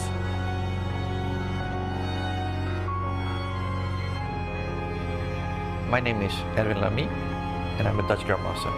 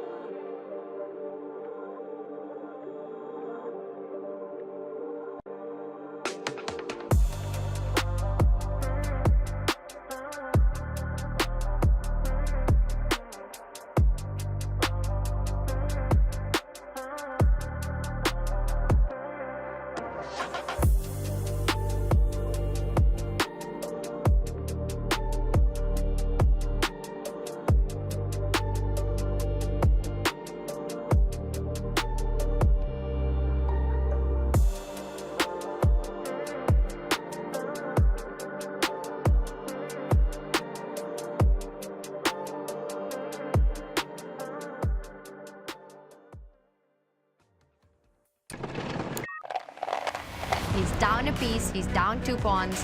A couple of checks, Magnus's king is going to dance easily out of them. Take my queen and give me a new one, please. He's losing now. You walked right into the net. And they know it. They know it. Turn your boards. 909. 952. Probably made a big mistake. Oh, and the bar's going up. This is an absolute gem of a game. Wesley Saw has done it. He's going in for the attack, but He's walked into checkmate. Black can play rook takes pawn. One move checkmate. 2 seconds. Oh my God! What an Armageddon!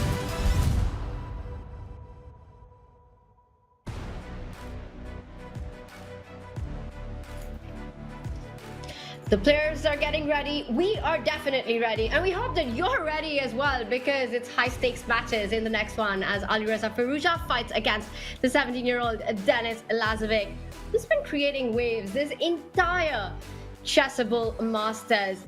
And David, I'm going to throw my first question to you. Put yourself in Denis's shoes right now. You've just watched the action that's unfolded between Alireza and Jan Nepomniachtchi. What are you taking away from it, and what's your strategy going into this one? I wish I were Denis Lazavik, but if I were him, if I was still in the Chessable Masters at this late stage, I would actually be taking the positives. Jan and Firouzja, they were punching each other, they were knocking each other down, they were tiring each other out. So Denis, being able to relax and sit back, knowing he would face the winner, he should be reveling in the fact that at least some energy would have been drained from them. Of course, it's not going to be easy if Firouzja can maintain that level. Denis will still start as an underdog, but he's done so well so far. And if he can maintain that momentum he had yesterday against Magnus Carlsen, taking 1 win, 1 game victory, then he should go into this game, this next match with much on the line. So much on the line, not just his energy against Magnus, but Denis Lazavik has taken down Anish Giri, Hikaru Nakamura, Jose Martinez. Yes, he lost to Magnus Carlsen, but not before throwing in one of his own punches in there. Robert getting that big historical win yesterday, putting up a massive fight. What are you expecting when he takes on Alireza? Well, you were asking, if we're ready, if the audience is ready.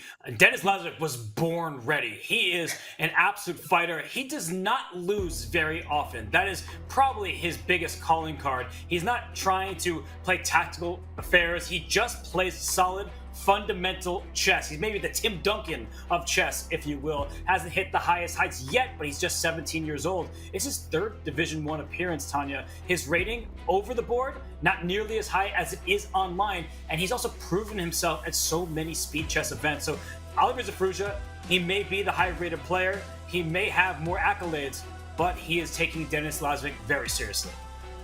You said Denis doesn't lose that often. Let me just back that up by telling everyone that from the very start of the Chessable Masters, counting the Swiss planes, counting the placements and the ride through Division 1, Denis Lazavik only has lost to David Anton and Magnus Carlsen. That's just 2 players who managed to get the dub in against this 17-year-old phenom. He takes in Alireza Firouzja. Alireza, who has been in the elimination bracket since day one, since his loss to Fedoseev, has also been really impressive. But look at that, Robert. Some impressive performances by Denis over the board. Denis Lazavik, he is underrated and he's certainly dangerous. Look at these performances, all of them so much better on paper than his rating. It's because he is underrated, but somebody who does not rate him lowly, someone who takes him seriously, is Alireza Firouzja, because Alireza, he was the shining star. He had a meteoric rise. He knows that some of these other players can do what he did in the past. So Alireza, he just beat Jan Nepomniachtchi. Now is not the time to stop giving it your all. Now's not the time to sit and get complacent. He's got a spot in the grand finals on the line, and he's taking on Denis Lazavik, who is no easy customer, and we're off. We're off. It's E4, E5. We've seen that consistently throughout today. And okay, it's the Italian opening, so no more Berlins. Breathe a sigh of relief, everyone. Instead, the Italian, the slow Kyoko piano promises a lot of maneuvering. Alireza here, he's going for a long game, it feels like, where he's hoping to catch Denis a bit later on. And this one, Tanya, so many different move orders, so many different setups for both sides. Are you surprised by this choice from Alireza? It's really one of those openings which seem to say that Alireza is channeling his inner anti-young player chess. You're out of any theoretical knowledge. We've been singing praises about Denis's opening, his theoretical ideas. So getting this kind of a structure where one move here and there, you could put in an a4, you could take out your knight, you could go short castle, you could delay your castling. At any moment, we could see the a pawn falling ahead, the bishop falling backwards to b3. So all these ideas give rise to these structures and these plans rather than a concrete line. So I think it's a good approach against Denis Lazavik, Robert. I was smiling because everything you were saying, you said the light square bishop could retreat, and it immediately did. Black castles first, and for Alireza, he has not castled his own king. Some players start with the knight hop, and in fact, there it is. Because he pushed his pawn up to h3, he took away black's access to this very critical square, and that means he can delay his short castle. He may not castle short if he can launch a huge attack. So for Denis, David, the big question, should you play this move d5? I think if you can get away with it, you should, and now might be the opportune moment. I'm sitting here smiling, I've got to say, because Alireza Firouzja, he's employing the treatment of the Italian game that I used to play throughout my childhood. I think up until I was a grandmaster, 18, 19 years old, I was just playing just this and nothing else. And it's nice to see him dig deep into the at least allow me to go down a trip on memory lane. And I used to get a lot of criticism for playing like this from the grand old men of British chess. They were saying, this is just lazy. You're not even learning anything. You're just moving pieces around. But there's so much poison, as you highlighted there, Robert. And I'm hoping Denis doesn't play moves like pawn to h6, because that would be like a red rag to a bull. White's g-pawn would throw itself forward and we'd see a blitz attack on the black king. So, to answer your question, d5 is probably a good move. From my experience, at least, it's what black should be doing. Bishop to e6 would be another potential way of meeting this setup, just to trade off pieces, making white's potential attack a little less dangerous. But Denis, certainly, Tanya, the one to start burning time on the clock early, caught by surprise.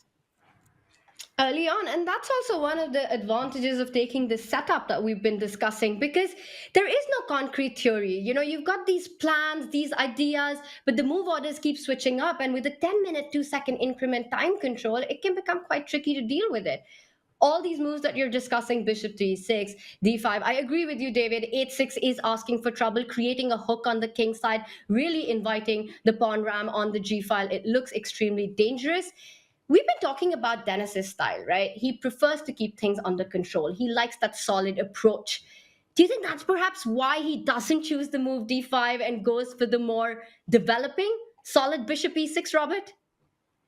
Definitely. And he acknowledges that he will receive double pawns if white takes, but an open file. Anytime you have double pawns, you gain some access for your rook. So it was a big moment. d5 would have taken us into a more tactical waters. This pawn chain makes sure the e5 pawn is safe. Whenever black pushes d5, you're creating pawn tension. That's good to activate some of your pieces, but you may have a vulnerable pawn on e5 later. And wow, I like this retreat from Alireza. And the reason I like it is because I don't know what he's aiming for. He doesn't want to trade pieces.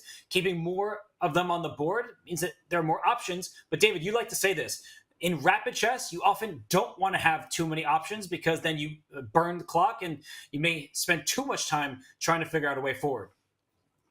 That's right. Often you just want easy, natural, forced moves, for better or worse. At least you get them down on the board. It helps you to play a bit quicker.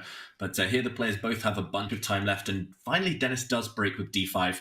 I think he's chosen a good moment for it. We were talking about playing this pawn break one move earlier, but now at least he's forced the white light squared bishop a bit more passive. And Alireza pretty much is at a fork in the road right now. He either takes that pawn on d5, from my experience, that it can backfire. Black has a bit more space in the center, but the black e5 pawn can be a bit of a target. Or you continue being provocative by playing a move like queen to e2. You essentially say, yes, you can take on e4, but the queen stay on the board, and slowly I'm going to kind of slither around and try to attack your king, the black king. Moves like bishop to g5 in the air after that, knight to g5 in the air. Okay, he goes for the former option of trading pawns. Maybe slightly less ambitious, but also a lot safer. And now I'm expecting Denis to recapture. I'm not sure with which piece, actually. I was going to say originally the knight, but also taking with the queen would be perfectly viable. And Effectively, at least, black is doing fine. Black has a target. We talk about backward pawns. The d3 pawn, Tanya, reminiscent of an earlier game with a weakness for the white side. Yeah, and that just invites doubling up on the D line, long-term weakness there. I am surprised with this trade on D5, and Denis chooses a third option, not with the knight, with the queen, but brings on his bishop, which also a really nice idea. You place it on a good square. You're provoking white to go C4 to try to push that bishop out, but that creates so many central weaknesses like D4, the square that you're highlighting. And as long as the bishop is on D5, you always have to watch out for a trade on F3 or a potential E4 at the right time. Black can always step up with the queen to D7, double up on the D file, start putting pressure on the D line. To me, Robert, it looks like Denis should be very pleased with the opening outcome. But as someone who has played this position from the black side many times, including in over-the-board classical chess, I've lost some pretty hurtful games, I'm going to say. It looks like everything's under control. You start feeling confident. Yeah, I'm equalizing. This is great. But white has this very natural plan of bringing a knight to f5, and there are all sorts of sacrifices in the air on g7, a bishop coming out to g5. So you can't just think that, yeah, the engine probably approves of my play. That's it. What is black's actual plan? That is the hard part about positions like this. White, on the other hand, has simple moves. Queen e2, a bishop g5, knight f5. Sometimes black even brings the bishop to c5 and back to f8, just to preemptively say, I understand you want to go after my king. Let's get into a ball. Let's be safe here. But that does take time. It allows white to poke at the center, as David mentioned, a rook coming to e1 later. So I actually feel like these positions are quite challenging for black to play. So David, I'm not surprised at least that Denis Lazavik continues to spend time getting himself down to nearly 5 minutes while Alireza has more than 8. Might be concerning for the fans of Denis Lazavik, this kind of time usage. Then again, he did this against Magnus Carlsen on multiple occasions, and we learned that Denis is a bit of a demon in the kind of bullet segment of each game, just super resourceful. And wow, his last move, no, I'm in two minds about it. Yes, he's clarifying the central tension. He's being really direct here, trying to force a draw almost by going for symmetry with the pawns, but it is a bit of a negative decision, and temporarily black's position looks a bit loose. Firouzja instantly develops his bishop, and yes, knights might disappear from the board, yes, pieces might be exchanged, but suddenly the white bishops look really menacing. The c7 pawn is a big target tactically in the near future. The h7 pawn a big target. Robert, does this feel like he's just playing a bit too safe? He's trying to force the issue when he didn't need to panic this early. I think at first glance it does appear that way, particularly that c7 pawn is loose in the event of a queen trade. I think Denis should continue trading. Here I would play bishop c4. I would be concerned that white is about to play queen d3, rook to d1, one of the rooks, I'm not sure which, and take control of some of the central files. He actually allows queen d3 because he was so worried about this loose pawn on c7 that he brings his bishop to its defense. But I'm starting to like Alireza's position. That bishop on g3, it's attacking and defending. The bishop on c2, and it goes after the black king. For some reason, I like white's position, but then I'm thinking about Tanya. Black has done nothing wrong and no longer seems to have some huge weaknesses. Huge weaknesses? I don't see a single weakness on the board for black currently. I agree with your point that the bishop on g3 was eyeing the c7 pawn, which is why I really like this quick move that Denis played. He improves that bishop position to b6, making sure that pawn stays defended whenever there's a potential queen trade. So he's kind of looking ahead, preempting that queen trade at some point. So the pawns are defended. I like that bishop on d5. Yes, I agree that it feels that white's pieces might be more active right now. That bishop on c2 may line up with the queen, attacking h7, but it doesn't feel like there are any threats that are going to be too difficult for black to actually handle in the position as long as this bishop stays on d5. I'm expecting the queens to be traded off. I think black's still doing fine here, David.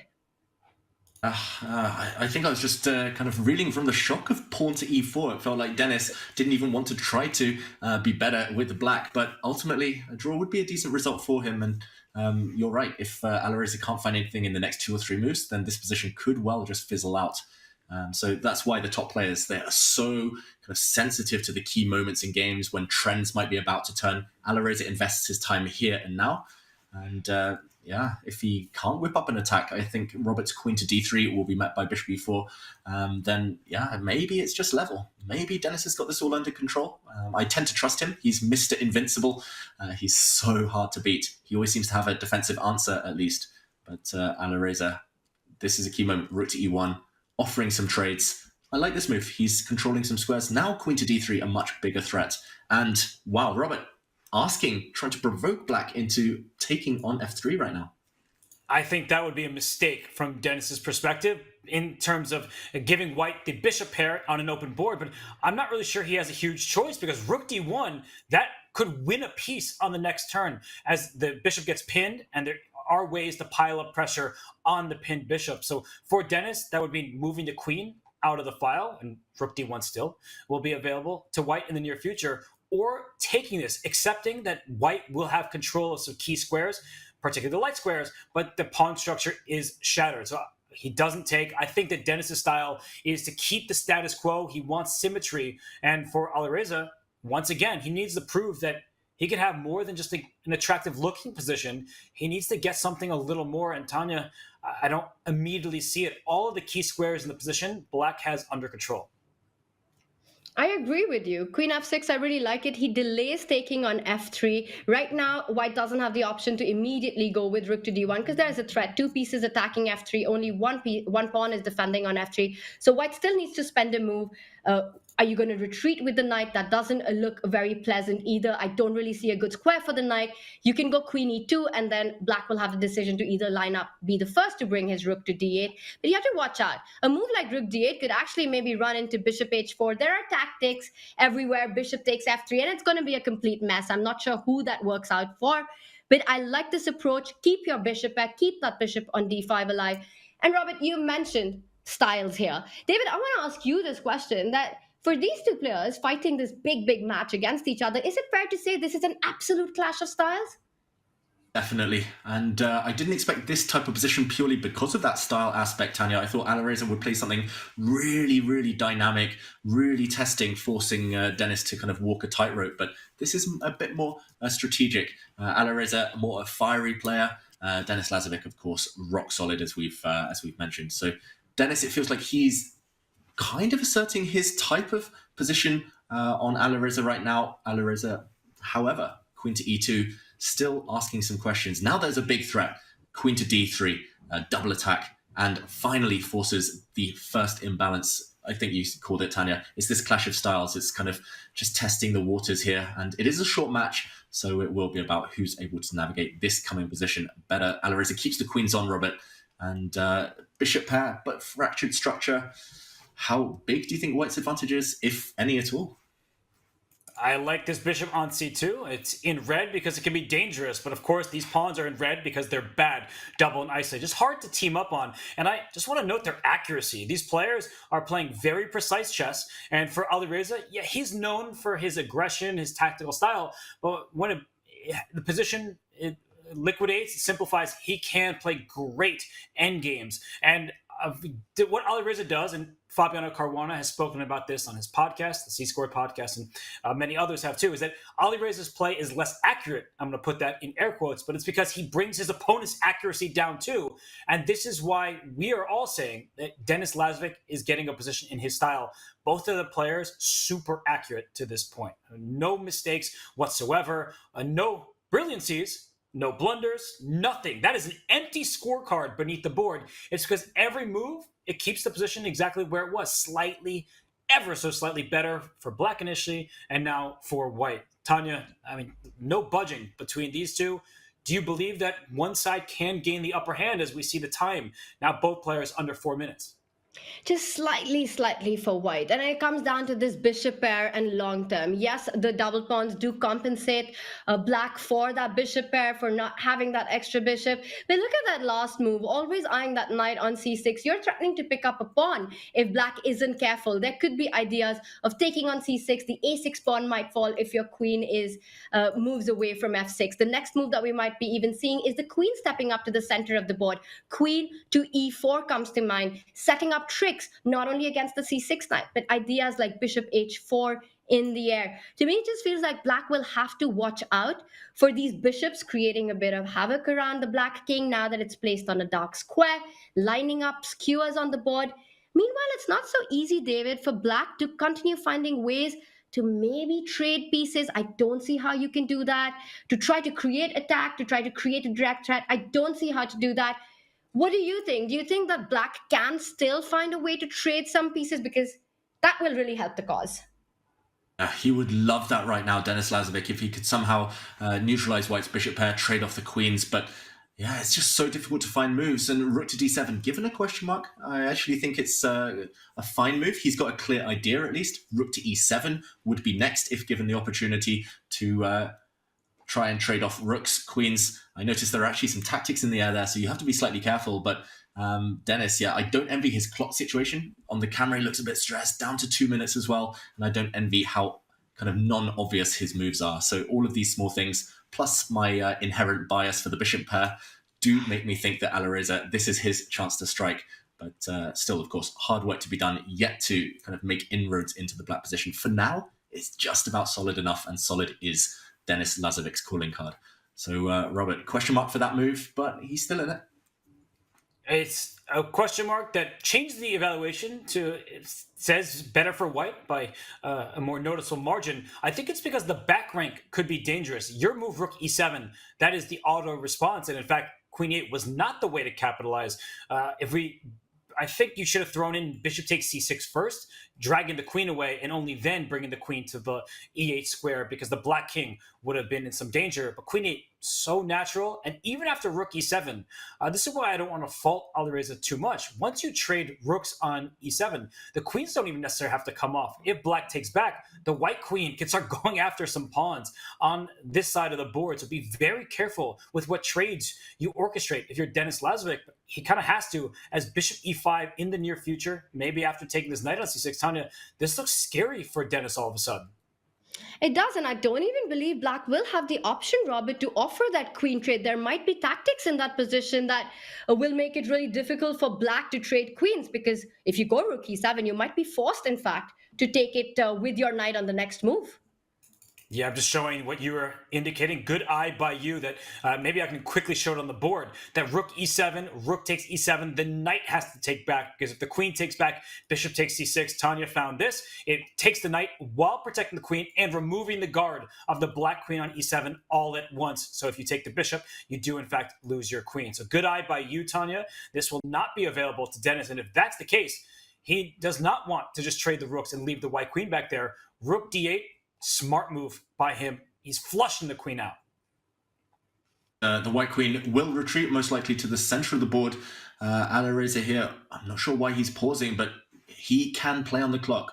Look at that, 2.5 minutes against under 1 minute now. Denis, he's going to struggle. Again, we're back in this similar position where he's playing rook to d7, but now taking on c6 at least shatters the black pawn structure. Maybe there are options as well. It's definitely white knocking on the door, asking the questions.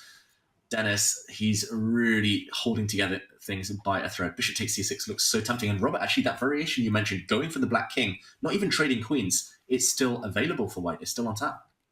It is available, but not that easy to assess properly, because white's pawn structure is worse. And Tanya, he plays your decision from earlier. He's trying to provoke g5 and make this king feel weaker. At some point, the bishop can reroute to c2, and that h7 pawn at long last could be hunted. So Tanya, I like this move. Are you starting to fret for Denis, who's down under 30 seconds?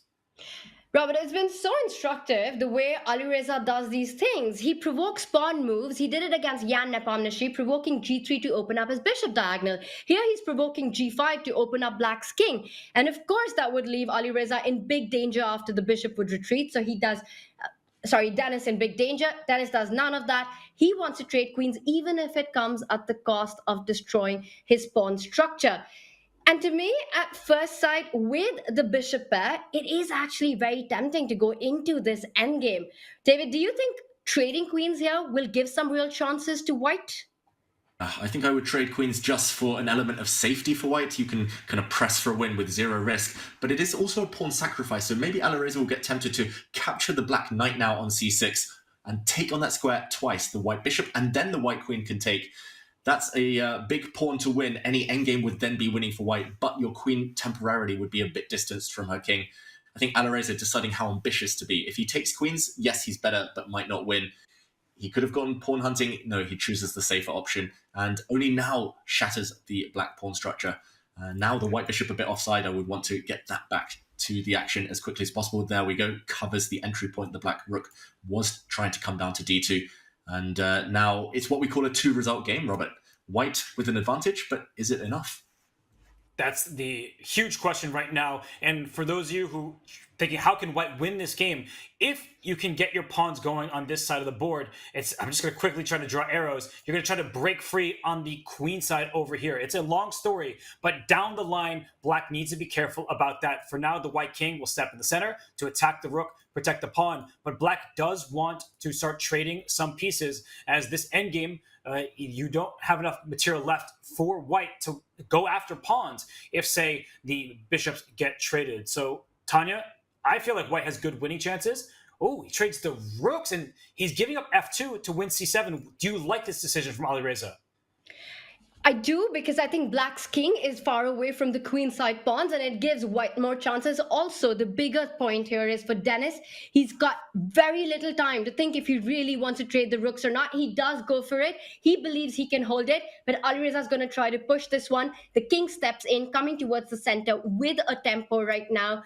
Moving forward, there will be a check on black's king at some point.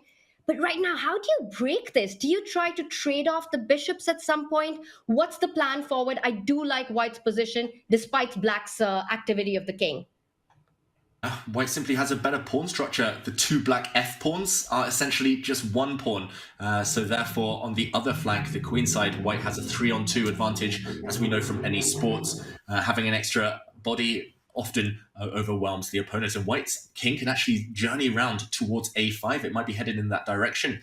Looks like white's queenside majority is going to at least deflect the black army, maybe just win the game on the spot. I'm really surprised, I've got to say, that Denis allowed the kind of c-pawn to drop for the f-pawn. Now it's just pure suffering.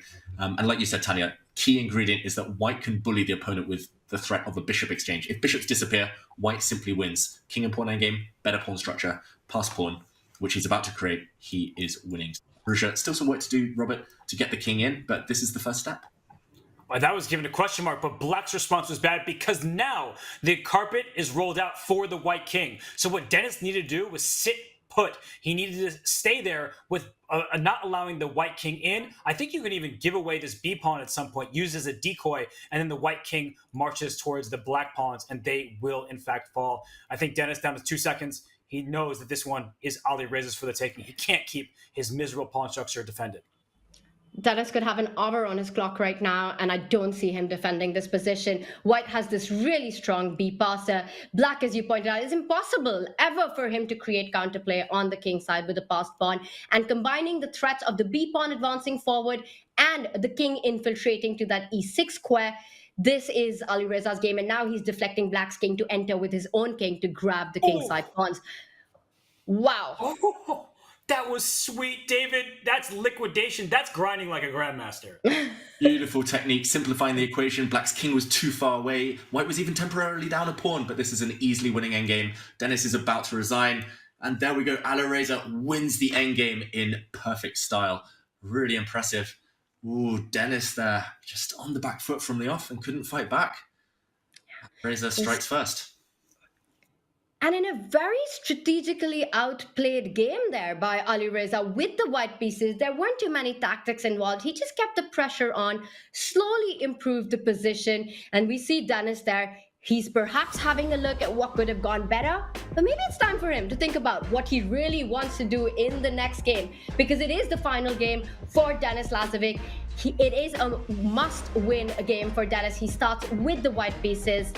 Alireza needs only a draw to take the match victory to challenge Magnus in the grand final. What are our predictions right now? Robert, what are the chances of Denis making a comeback? Well, I was saying that Denis is, the best part about his game is he rarely loses, but the struggle is when you're playing against these super talents like Alireza Firouzja, it's not often you win. So for Denis, he needs to play riskier chess. That's not his style. It's not his nature. Even at the Champions Chess Tour Finals, there were games in the second one of the match where instead of just going all out and risk losing, the games ended peacefully quite quickly. So I fear for Denis, being in a hole is not good for him. But if he could beat Magnus Carlsen yesterday with the black pieces, went down by a point, why not today with the white pieces against Alireza? Good news is that Alireza rarely plays solid, or I'm not even sure solid's in his dictionary. He often allows chances because at some point he gets a bit ambitious himself and kind of opens himself up to counterattack. So Denis needs to get a position where he can provoke Alireza, where he gets some chances, like Robert says, needs to take some risks. He's not going to get many opportunities in this next game, Denis, to strike back. But he has to, even if it's just a half chance, go on the attack, go on the front foot. I've got to say, though, it's going to be really, really kind of debilitating, this last defeat from Denis. Really hard to swallow because he nearly never loses in that style. You rarely see Denis get ground down. So to recover is the first step, and then to strike, to go on the attack, that's the second. It's quite ironic because it feels as if Alireza Firouzja won a game in the style of Denis Lazavik. It felt like a strategic positional masterpiece, just outplaying on space the double bishop pair, the advantage of the bishop pair, playing really well, good technique in the endgame. And now, for Denis to do the same, he needs to play in the style of Alireza Firouzja. He needs to create a mess. He needs to try to get Alireza into those tactical skirmishes where both players have the opportunity to go wrong. Denis Lazavik he did strike back against the world number one. He has the potential to strike back against Alireza. Will he manage to do it? He starts with 1d4, and we're going to see a Nimzo Indian. I think that for Denis Lazavik, it is really against his nature to play some random risky line. He plays solid. Even this opening, he's playing e3, which is the most principled, classical way to handle this. You are allowing yourself to get double pawns, sure, but in return, you control the center. So this is, I think, a good start for Denis. We'll see if Alireza plays some of the forcing lines with his pawn pushing in the center, but those kind of pawn pushes with white getting the bishop pair, there are some risks attached. David, I have to say, I think Alireza should not be displeased with the start. That's for sure, Robert. And I like the fact that Alireza is pausing. He's not rushing his moves here with black because potentially he didn't expect this variation. But also, he's fighting his natural instincts. We mentioned Alireza. He wants to play a really imbalanced position, but he doesn't need to here. A draw is enough. And there we go. We see a quick kind of breaking of the central tension, a quick exchange. And Denis has actually had this position before. I remember commentating on some of those games, so Alireza must have prepared this. And there we go. White with an isolated queen's pawn, but with some attacking chances. Queen to d3. Watch out for that one next. White can play around that pawn. Lots of central control. And yeah, this is still well-known stuff. Very well-known theory. And yeah, Tanya, do you think that this is a wise choice from Denis, not surprising the opponent? He's in his home comfort, his home territory here, but yeah, still super solid for black. Super solid, but it's imbalanced, David. The pawn structure is imbalanced. Like you said, the isolated queen's pawn gives black the long-term advantage. If pieces are traded off, that suits black just fine. But for Denis, having this pawn in the center, it gives him those ideas of trying to create a kingside attack. We could see the queen and the bishop line up on the diagonal. The knight from c3 could jump onto e3. The knight from e2 will try to aim to land on a kingside square via g3 at some point. There are these ideas, and having an imbalanced pawn structure, it does create chances for both players. We see this retreating move, but it's often to go forward next. Black wants to try to aim to put that bishop on f6, not only targeting that d4 pawn, but it can be a key defender for all these kingside attacking ideas that we're pointing out once black gets g6 and is able to fan-cato the bishop. We're seeing all of this being played out. I'm also expecting Alireza at some point to go b6, bishop b7. Meanwhile, for white to finish development. It's a long game, but I would say in a must-win situation, Denis should be pleased with the opening outcome. What do you think, Robert? At first, I was saying that Alireza should not be unhappy, but the way Alireza's played the last few turns, it shows me that he wants to make a draw, but it's not comfortable for him either. He's not someone who just likes to play passively, not really get a full game of it. He wants piece tension. He wants dynamics. So I think both players are struggling with the match situation. Denis, he needs to win, and yet we're in a position where he has this isolated pawn, and black is blockading nicely. Alireza, he just needs a draw. As David said, he's not really comfortable just sitting and doing nothing. It's not to his liking. So as Alireza keeps thinking, you look at Denis's clock, and you're like, well, why not just play on? Then later in the game, go for something perhaps speculative or puts the black king in danger. David, I have to say that Alireza, the way he's been playing thus far, suddenly it's concerning me because I don't think he feels quite at home.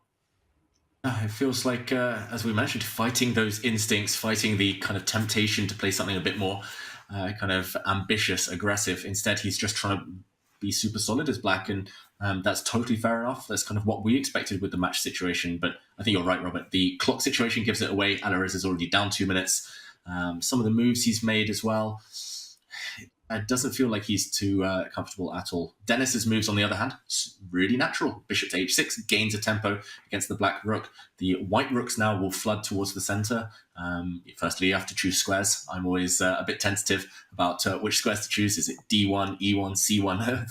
But that's Denis's choice, luckily, not mine. And it will come down to whether at some point Firouzja can just break the tension, trade off some pieces, and guide it towards safety. Even if he's not comfortable here, Tanya, even if this isn't his kind of normal play zone, Firouzja, his moves are natural as well. Bishop to b7, next move, and it's hard to imagine anything going wrong, at least in the near future.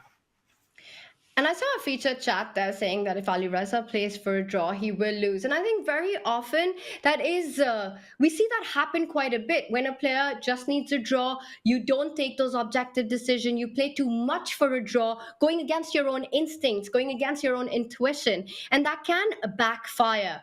But Alireza, right, we saw him, what he did in his match against Jan Nepomuceno. He traded off all the pieces when he needed to, even though he had a better position, because that worked for the match. We're seeing him with that similar approach here. He wants to try to keep things under control. But again, I'm going to repeat, I think for Denis, he's got reasons to be pleased with this outcome. It isn't better for white. Black's doing fine. Yes, he's got the IQP with white. But it still feels like there are so many pieces on the board. Not a single set of minor pieces has been traded off. If ever black takes on c3 at any moment, white can recapture with the b pawn, making sure that the b pawn and the c pawn are connected, and there's no more IQP. You were talking about who is it easier to play. I also see moves like rook e1, rook d1 coming in. This is going to be a big fight, Robert. It is, and I think for Denis, he will have to follow up this move, queen f3, which I like. Follow this one up quickly. There's already an idea. Can I take on d5? Then black will be saddled with an isolated pawn. But what you need to calculate is, can black take with the queen? I'm not so sure, as bishop e4 comes to mind, and now there's some problems on the diagonal. And if knight takes d5, e takes d5, you both get isolated pawns. It's about who can operate around it. But instead, Denis saying, I don't want symmetry. I'm going to place my bishop on e4. Tanya, your point is well taken. Knight takes c3. You can take back with the pawn and sort of fix your pawn structure, or at least transition from isolated pawn to a bit of a hanging pawn structure. And hanging pawn structures are known for their dynamic opportunities. David, I have to say, the last couple of moves, both players are playing accurately. Good chess, but I still am liking how the game is going from white's perspective, at least until I just saw this move, knight a5. That is a very good decision from Alireza. A very good decision. He's essentially just preparing for all of these exchanges. Now, if white does take on d5, we'll see bishops, knights, queens potentially even disappear, and not good news for Denis Lazavik in a situation he needs to win. That will just fizzle out towards equality. So now this stronghold, that one square that you've highlighted there, the red square, d5, black can play around it. The black knight might come into c4, black's rook will come to c8.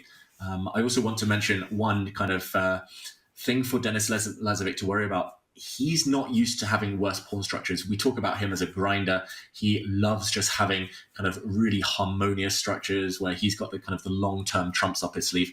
I think the pressure of having the isolated queen's pawn that we've been talking about, that is not an easy kind of structure to handle. So wise choice maybe from Firouzja, and black's position, as with you, Robert, I feel it's growing on me. Looks like Firouzja, he's stabilized, and that is the key here. Tanya, you mentioned you liked white's natural moves. What do you think he should be doing next? What's the next step for Denis Lazavik in his quest for victory? Well, Dennis is in a thing, so it can't be that easy. If you have to play intuitively here, you think about bringing your rooks to the game. Either the rook comes to e1 or the other rook comes to c1. But the bigger question I think about this position has to be more of an overview, because we might even see a pawn structure transformation. From an isolated queen's pawn, in a couple of moves, we might see a fixed pawn structure in the center with the trades on d5. And I think we have to think and talk about that, because if black is able to get a pawn on d5 and white has a pawn on d4, and imagine all the pieces, the bishop, the light squared bishops traded off, the knights are traded off, the queens are off the board, and you get this pawn structure, then the fact that Alireza has a dark squared bishop which can target d4, and Denis will be left with a dark squared bishop which cannot target d5, that works in Alireza's favor. So trades are super important. He avoids them right now because I really think he needs to keep pieces on the board. He needs to continue playing with this isolated queen's pawn and not go for that fixed center. That was a very good and deep point by Tanya, that this d4 pawn is on the same color as this bishop on e7, which means the bishop can go after it, and white's bishop on a dark square can't go after any of the light pawns. So look at Denis. He first brings his rook to a fully open file. I would expect that black is tempted to do the same, but now we are speaking about tactics, and this d5 knight may be captured here. And I just want to go down one quick little rabbit hole of analysis, because rook c8, I think that's a move you play, an automatic move. But if we can look at this line, and knight takes d5, if you just take back on d5, well, this rook takes on c8, and now the bishop or the queen is distracted, and so you drop this pawn in the center. Of course, the game continues. It's not like black has lost, but if you play with your hand rather than playing with your brain, you could drop a pawn immediately. So rook c8, a natural idea, but not the right time for it. In the game, I expect, bishop to f6, Tanya's move, looks very strong to me. This knight, of course, wants to go into c4, but there still will be tactics with this rook lined up on c1. So I think Denis's last move, David, to my eyes, looks like a great choice, and it's causing Alireza to think. That's a really important step to force the opponent down on the clock. That's where his chances will lie after all, Denis Lazavik. He needs to stay ahead of the opponent. We saw the clock come back to bite him yesterday against Magnus, earlier in the first game against Vachier. Rook c1, all of these little hidden nuances, these little tactics, a little bit of calculation to do for the first time for Vachier. Ultimately, I think black is still super solid. You can just wait, queen to d7, for example. I don't see any rush. And then start to connect the black rooks, bring one to c8. Black is still fine, but yeah, the clock situation healthier than ever. This is Denis's chance, these next few moves. We talked about urgency earlier in another match. This is urgent, these next few moves, because otherwise pieces will disappear. Those lines that we showed, if they work for black, then it's total safety. There's nothing in between, really. It's not a playable advantage for white. So, wow, Vachier decided to trade dark squared bishops. Big decision. And we talked about those bishops, the dynamic between them in an endgame favoring black long term. Looks like white is forced to trade them off. But what next, Tanya? Who's happier about this, other than the clock situation where Denis now suddenly up? If white can trade these dark squared bishops and trade everything on the central square as well step one done, and take everything on d5, I would think that there's reason to be happy. If you take knight takes d5 at this moment, and if black was to respond, I don't think black should recapture with the pawn. I think that would be a big strategic mistake. But if you were to take pawn takes knight, just fall back with the bishop, and I think the trades really start favoring white. The big question is, what if black takes with the bishop himself? And we actually see a bunch of trades happen. What do we think about that endgame? White's got control over the c file, a knight which can perhaps target the d5 pawn even sooner. And if not, is there anything better than that, Robert? Does white keep the tension, or does white go for these trades?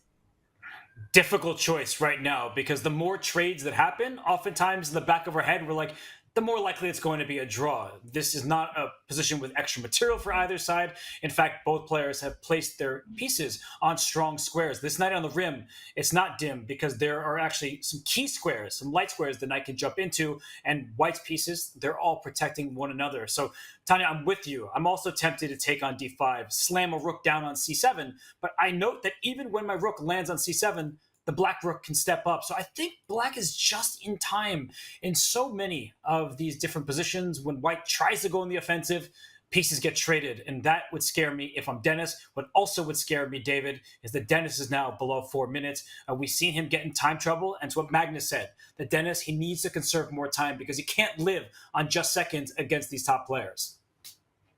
These top players, they're sharks. They sense a bit of weakness, and they really, really kind of up their level of trickery once you're low on time.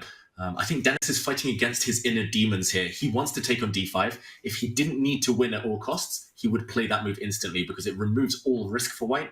But as you mentioned, lower risk, also lower potential reward there, unfortunately. And I'm looking at the body language. Denis, looks stressed. Alireza, I mean, I'm not an expert, but he looks super chill to me, Tanya. He looks like he's got everything under control. And if knight takes d5 happens, I think a draw is still the most likely result. So I think, is it justified, Alireza's kind of state of mind right now? Very different body languages there. And you don't need to be an expert to actually see how relaxed Alireza is about his position, and completely agree. The problem for Denis here is not the position on the board. White's doing absolutely fine. Maybe perhaps White's even happy to get this position that you do, because that bishop on b7, it's behind its own pawn. White's bishop will be more active. You can jump in with that rook to c7, force black to trade on e7, then just fall back with the bishop and keep playing.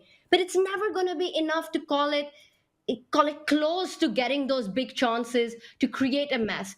It's a symmetrical pawn structure now, and given the math situation, that's just not enough for Denis Lazavik.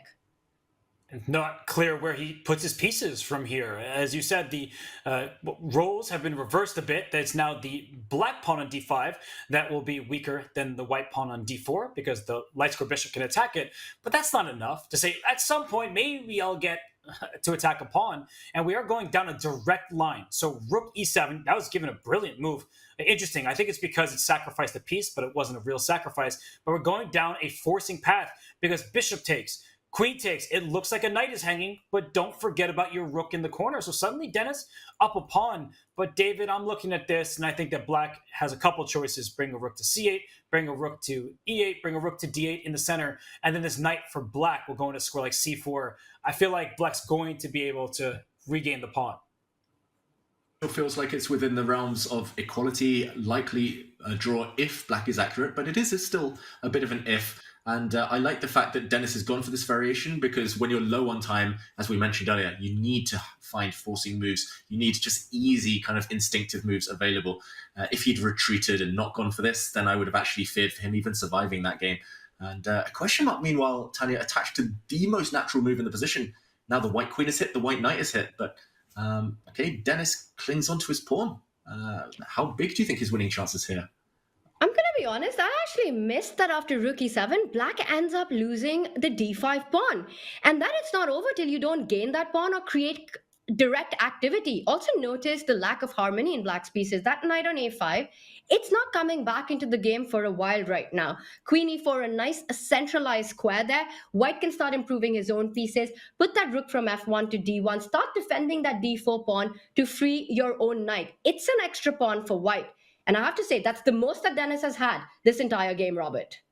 I'm giving and noting that extra pawn on d4. That's a good pawn right there. And I want to point out a star move by Denis Lazavik. Instead of retreating back to f3, which was super tempting, he covers the c4 square. He covers the b3 square. So what I was talking about when I threw to David before was the black knight would get in, and likely that Alireza gets his pawn back. No, he is not getting his pawn back. That remains on d4. The knight, it can't jump into c4.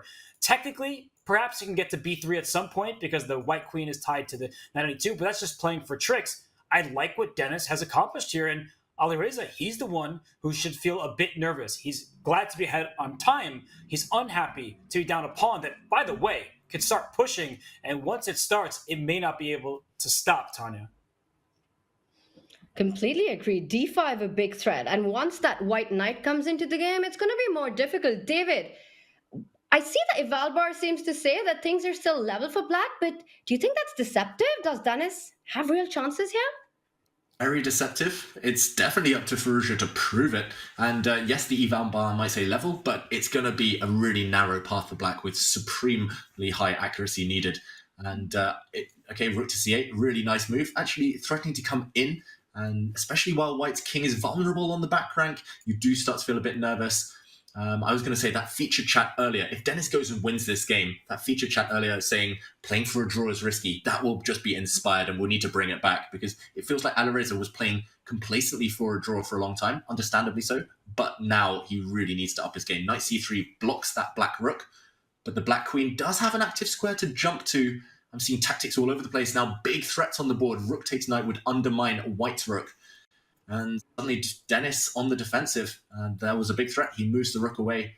But black's queen has entered. That's always a bit scary. The blue arrow gives it away. Queen d2, the best move found by Firouzja. 50 seconds against 2 minutes, Robert. Do you think he can still keep enough control here to utilize his extra pawn? I think that Alireza is doing everything correct. He hitting the rook on e1, hitting the pawn on d4. And if you go back to d1, we've seen this position before, and that rook takes c3 threat, undermining the defense of the rook. As you said, that is what's keeping black in the game. So he goes for the check with Tanya.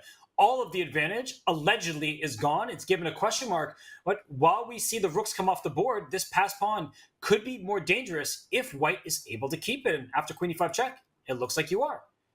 That's going to be the absolute key, right? Can white hold on to this pawn? And the big advantage for white is that the knight on a5 is still one move away from coming to the game. But watch out, there are back rank threats. Once the black king falls back, our blue arrow is telling us king g8 is the best move. White doesn't have time to start pushing that d pawn just yet.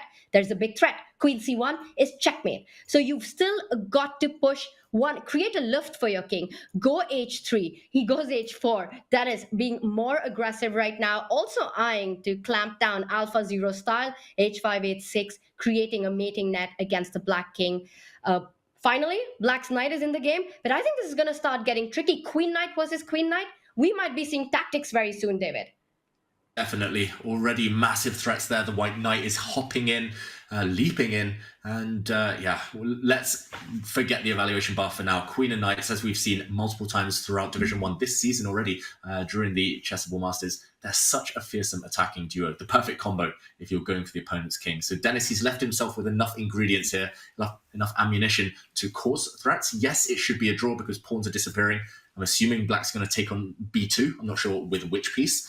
And if the queens ever disappear, black is totally safe. But for now, there's still sufficient winning chances. One hurdle here, Robert, though. I'm still looking at that clock. 30 seconds. It could go wrong so quickly. It can, but it's also easier for white to play because white's king is safe and sound, and it's black's king that might be in a checkmating net. As we were highlighting the knight hopping into e7, the black king goes to f8, and you're just one slip away from getting checkmated. So knight d5 is automatic. I think that Denis has to play quickly here. It's given the blue arrow. That's not me. But knight e7 check, all of a sudden, it's uncomfortable for Alireza, and he may have a series that only moves himself.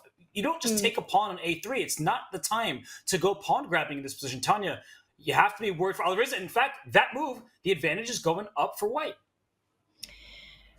It's gonna be a time scramble. Both players under a minute now. Denis is playing under 20 seconds, and it's also good news for white that you played the move h4 because you not only created a lift on h2, also a potential lift on h3 when required.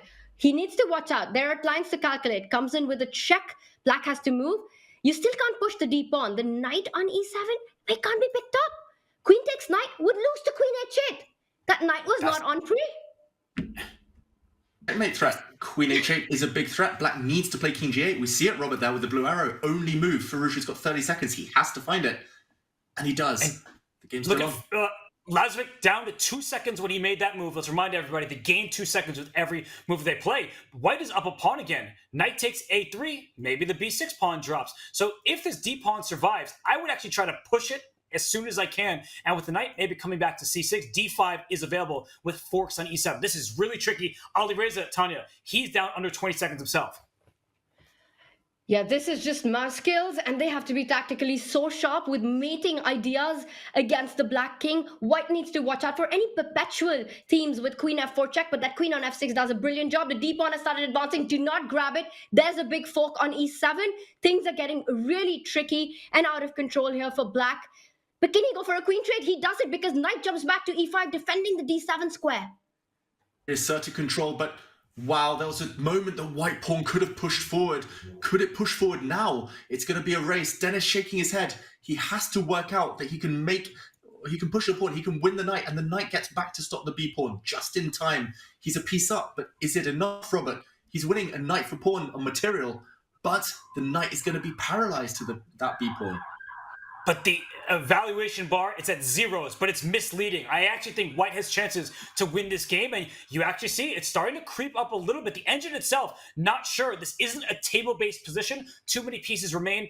Objectively, with proper play, it should be a draw. But let's say you push your pawn too early, you may create weaknesses, and white can waste the tempo. This knight can go back and forth, and you already see that the makings of a position where opposition may be required. So, David, this is an end game that's not familiar to either player. Mistakes happen, especially under 5 seconds for each player.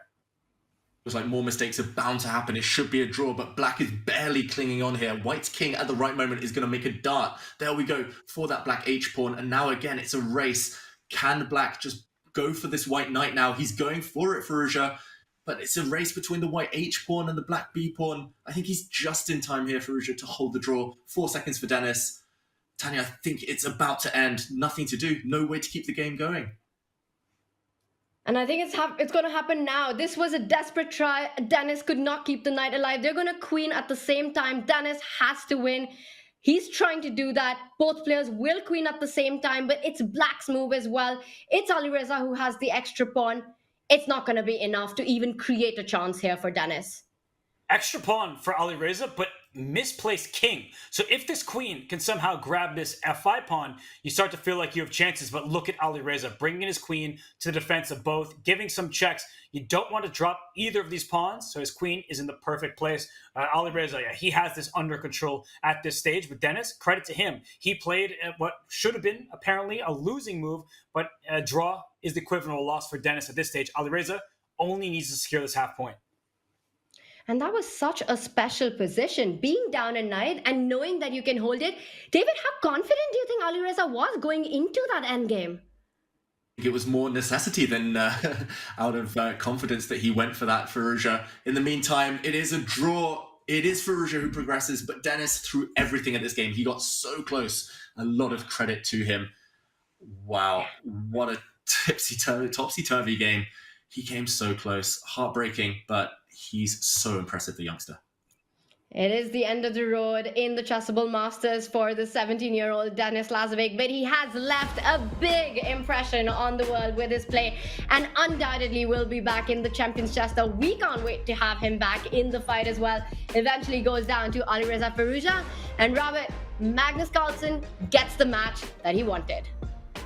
Magnus Carlsen asked, and sometimes he shall receive. It didn't happen for the Classical World Championship. It is happening here in the Chessable Masters. Alireza Firouzja was on the brink of elimination from the very start of this event after losing a one-position short, but not in that time scramble against Fedoseev. So for Alireza Firouzja to storm back to beat everybody that was in his path, including Super Grandmasters like Wesley So and Jan Nepomniachtchi, and superstar teenagers like Denis Lazavik, credit to Firouzja. He's been on a tear, and he's earned his spot against Magnus in the Chessable Masters Grand Final.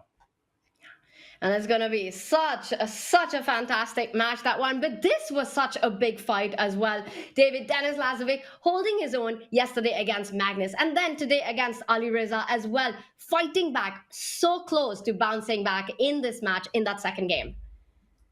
Denis was so close in that second game, but ultimately it wasn't to be. Alireza's defenses were too strong, were too sturdy. But I wanted to actually highlight in the earlier game, the decisive game ultimately, where Alireza broke through Denis's defenses to win the game, win the match. And I just wanted to highlight this final point. The technique, the endgame technique, really, really instructive. Here, white has entered. White has broken through the white king on a fantastic square. The white b-pawn close to touchdown. But the black king is nearby. How to land the finishing touches. Black played the move bishop f4, covering the promotion square. And this is testament to Alireza Firouzja's judgment, his calculation, his understanding. He played pawn to b7. It looks over hasty. Suddenly the pawn drops off, king to c7, but in this position he'd worked out a long variation, starting with a check. Always look for checks first, double exclamation mark.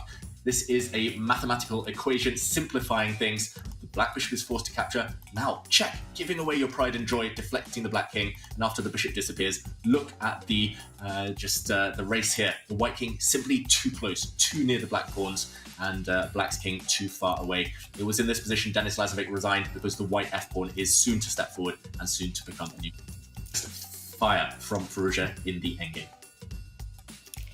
Beautiful, instructive endgame technique on display by Alireza Firouzja in that one. And the next one as well, a difficult endgame that he did hold. And with that hold, he takes the match victory and gets the spot into the Chessable Masters Grand Final. We're going to go into a quick break and we will be back with Alireza Firouzja. You don't want to miss it. Stay with us.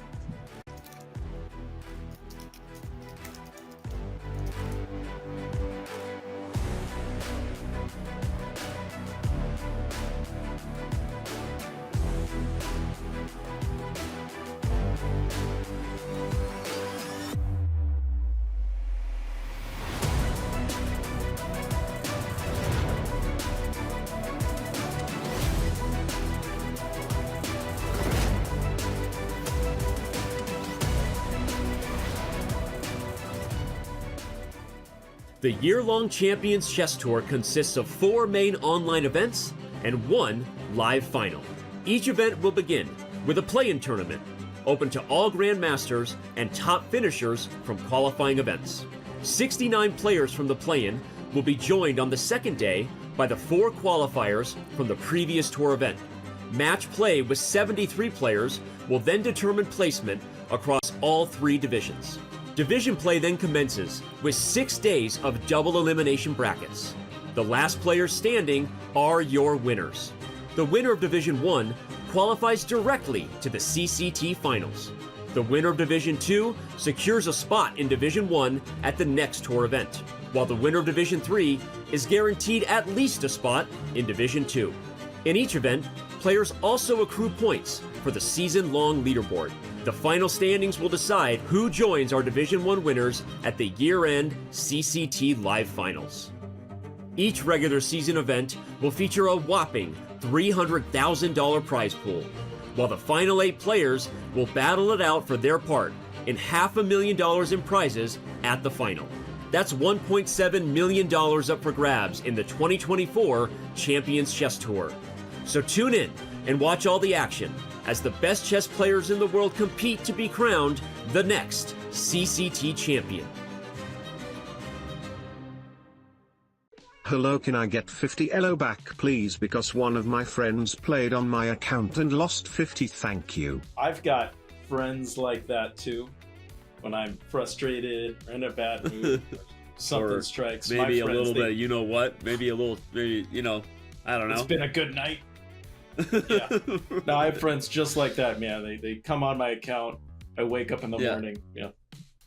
Well, the good news is better to have friends who lose you rating points than gain you rating points, because then your account might be closed for cheating. Pro tip. I am deeply sorry for the language I used. I will never ever use vulgar language again. I'm sorry, please unban me please. You are my star and my sunshine.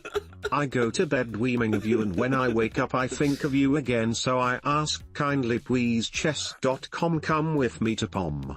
Hugs and kisses. We love you too. Unmute that man. We love you too. I love all members. I feel like we were being taunted just a little bit there, but at the same time, I'm not one to judge anyone's speech impediment, you know, and so welcome, you whiskily wabbit. I don't know what else to say. And it's a gaming site. You know, when people write in and they've got the right sense of humor, it means a lot to us, because, you know, that's the kind of the Good vibes stuff. we want.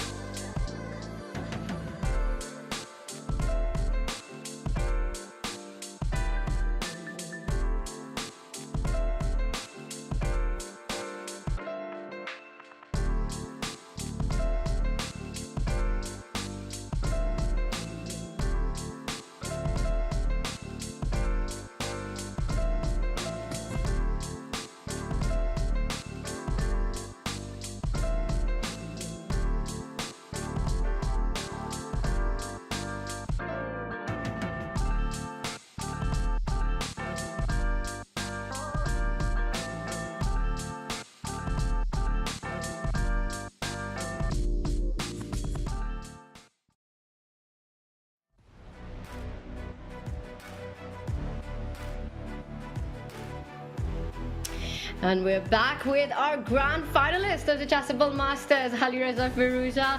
Alireza, congratulations firstly. And I am going to ask you that it's been a long but a really rewarding day. Firstly, tell us, how are you feeling? I'm feeling very. I have a lot of adrenaline, I think. Especially the game against Nepo was very tiring and breathtaking, so I'm happy to make it. You had 3 draws in that match, and let's start with that match against Yan. It was peaceful results in all of them, but the games were absolutely crazy. They were a lot of fun to watch. Were they fun to play? Yeah, sure, because both of us have very tactical and very aggressive style, so it always, whenever I'm playing him, I try to get out of the opening somehow, so I start the game with worst position either color, but then I try to make it interesting and unbalanced. So when you're playing against a player like Nepo, are you expecting it to get into wild territory? Yeah, I'm expecting it, but most of the times it's not possible because he has checked all the openings, so it's very hard against him to get a game even. But yeah, it's time to time it's possible, but it's definitely in rapid. It helps that the time is less. And then going into the Armageddon in that match against Yan, we were discussing if perhaps your bid was too low. It was, I think, 6 minutes and 40 seconds, if I'm not wrong, around that much time. What was your approach? Were you really wanting to play with black there? Yeah, of course I wanted to play with black because for me, I think it doesn't matter 2-3 minutes because I could play fast and I think I could recover that. So, and if I have result odds, it helps, but depends on the opponent also. But yeah, I think I'm comfortable with having less time. Yeah, and then that was a really cool Armageddon, and you took the match in that one. And then going into the next one immediately, you have to play Denis, who's been phenomenal in this tournament so far. He's taken down so many of the big names. What was your approach getting into that final fight in the elimination bracket? Yeah, I was happy playing against Denis because his style is not very aggressive, so I could have a time to recover from the match against Nepo and get in the game because he normally doesn't play aggressive from the very beginning. So he's a very strong player. Of course, he beat everybody almost in this tournament. So I expect it to be a very hard match, but I thought I have good chances to win. And how does it go when you're preparing for such a match? Do you go through those games that Denis has had with Anish, with Hikaru, with Magnus? No, I didn't prepare for Denis actually. I just prepared a bit for Nepo, and that's it. I thought if I go through Nepo, then I will somehow do something against Denis. So I said the first step is more important. One step at a time, and you made it through. You mentioned that you didn't mind compromising on those extra minutes when it comes to the Armageddon. How are you finding this new time format? What do you think about this time control change? Yeah, I think it definitely is better that we play 10+2 because I felt 15+2 is too long, and the whole format of Championship Tour is to make it less shorter time control. So at least for me, it's a pretty good change with less time. So I'm happy, but I think everybody in general is happy with the change. Yeah, and I think the fans are really happy as well because it means more entertainment for all of us. Alireza, how have you overall been feeling about your play so far in the Chessable Masters? Yeah, I think I played a very good chess until here. The one match that I lost against Fedoseev was it was not a very good day, and I was very unlucky in that match, I think. I was up the first game, and then I lost the second game with white. I blundered really badly. So, but in general, I'm very happy with my play, I think. I don't think I know that I need to change so much for the grand final. If I keep playing this level, I have chances, I think. And that's the big one coming up. It's on Wednesday. You'll be playing against Magnus. We're all very excited about that matchup. Looking ahead into it, How do you think about the fight that's coming up? Of course, without giving anything away, what would be your strategy to go into that grand final, knowing that you have to beat Magnus twice? Yeah, of course, beating this advantage is really big for him because he could play without any pressure the first match. So, for instance, if it gets to Armageddon, then it will be a big advantage for him because then he plays the Armageddon without worrying so much. So it would be very tough, but for instance, Maxime did it before, so I think there are chances, but yeah, it will be very difficult. Yeah, I was just about to say Maxime's done it, so there's a lot of inspiration to take from that one as well. We're really excited about it, and chat's really excited about it. We've got a chat question for you. I'm going to bring that up. It's by oh my gosh, I don't even know how to pronounce this. I'm going to skip the name, but how do you feel about your playing style against Magnus, considering he struggled with it in the past? Yeah, I think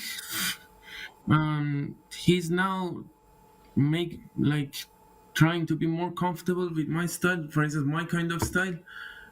He's trying different positions, different tactical positions, so he's adapting to it, I think.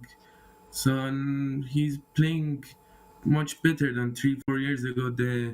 Against the people that has my style, like very aggressive, and that's why probably he's winning more tournaments now. So it would be difficult, but I think I always have chances against him because of my style and everything. And we talk about your style a lot, Alireza. If you had to sort of describe it, just elaborate it a little bit for us. How would you describe your own style of play? Yeah, I think it's not easy to describe it.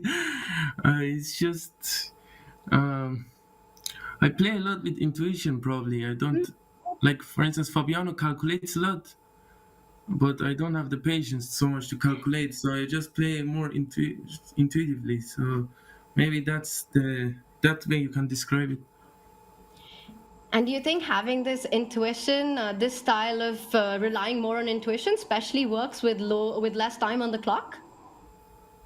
Yeah, of course it helps because I played thousands of bullet games, so it's of course I have that also, so it helps, of course. Yeah, it's awesome to see you with seconds on the clock and the speed that you bring on. And we got one more question from Juan Caldos, and he wants to know, what do the next couple of months look like for you in the lead up to the candidates?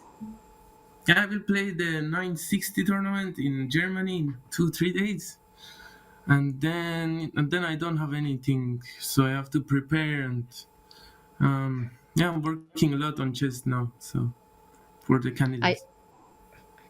You must be really looking forward to that. It's a really big one coming up in April. Yeah, of course. It's a chance that I managed to make it to candidates, so I will definitely try to use the best out of it. So, but it will be very tough, very long. So, I will try to prepare very hard for it. But yeah, it could go. It will be interesting. We look forward to watching you in the candidates, and we really look forward to watching you on Wednesday battle it out against Magnus, Alireza. We'll see you then. Thank you. Thank you. Alireza Firouzja books his spot into the grand final, and on the line will be the ticket, the golden ticket to the season-end tour final. Magnus Carlsen wanted to fight Alireza. He gets his wish, and what a day of chess it's been. David, Alireza really earned his spot into that grand final.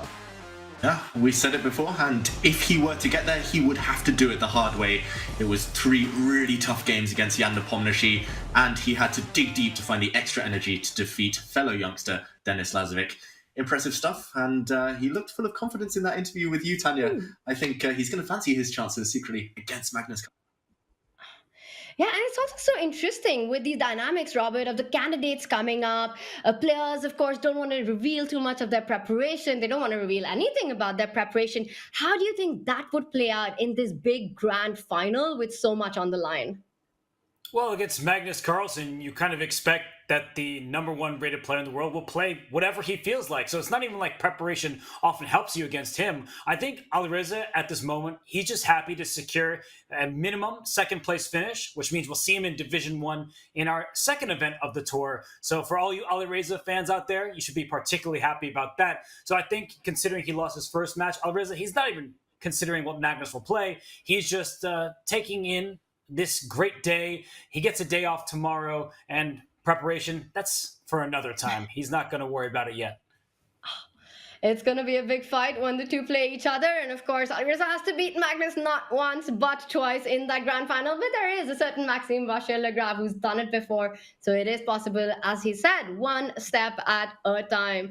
And before we wrap up, let's bring up our Chessable Masters standings presented by our wealth management partners, Julius Baer. And there we've got more fill in the blanks being filled up right there with Denis Lazavik, Jan Nepomuceno, the end of their journey in the Chessable Masters. Denis with a big paycheck of $15,000 for all the hard work that he's done. A very well-deserved prize there. And Jan Nepomuceno goes back with $12,500. Tomorrow, the big fight for a lot of money, tour points, and the big ticket to the season end final. David, before we wrap up, before we say goodbye to our chat, I'm going to open the floor to you for your final thoughts on the day that we just had.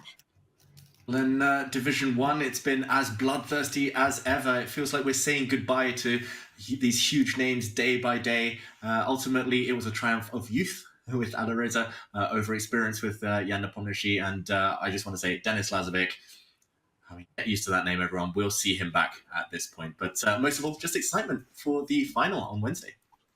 And we keep talking about the finals on Wednesday, so everyone at home must be wondering what's happening tomorrow. We will cover the Division 2 and Division 3 grand finals, and awaiting the winner coming up from the losers final is Vincent Keimer. He took down Levon Aronian in the winners final. Now Levon, he's duking out with Benjamin Bach. That should be a familiar name to you all because he's a popular streamer and content creator and also a Dutch grandmaster who, when it comes down to it, he could fight with the best of them. Look who he beat in the losers semifinal, Vladislav Artemiev. Before that, he took down Anish Giri, and this is a huge bracket, so large in fact that I can't see it. I wear glasses for a reason, but we are whittled down to just 3 players. Levon Aronian fighting for his life in the losers final against Benjamin Bach. So Vincent Keimer, that's a junior, a prodigy, and someone we gladly get to watch tomorrow.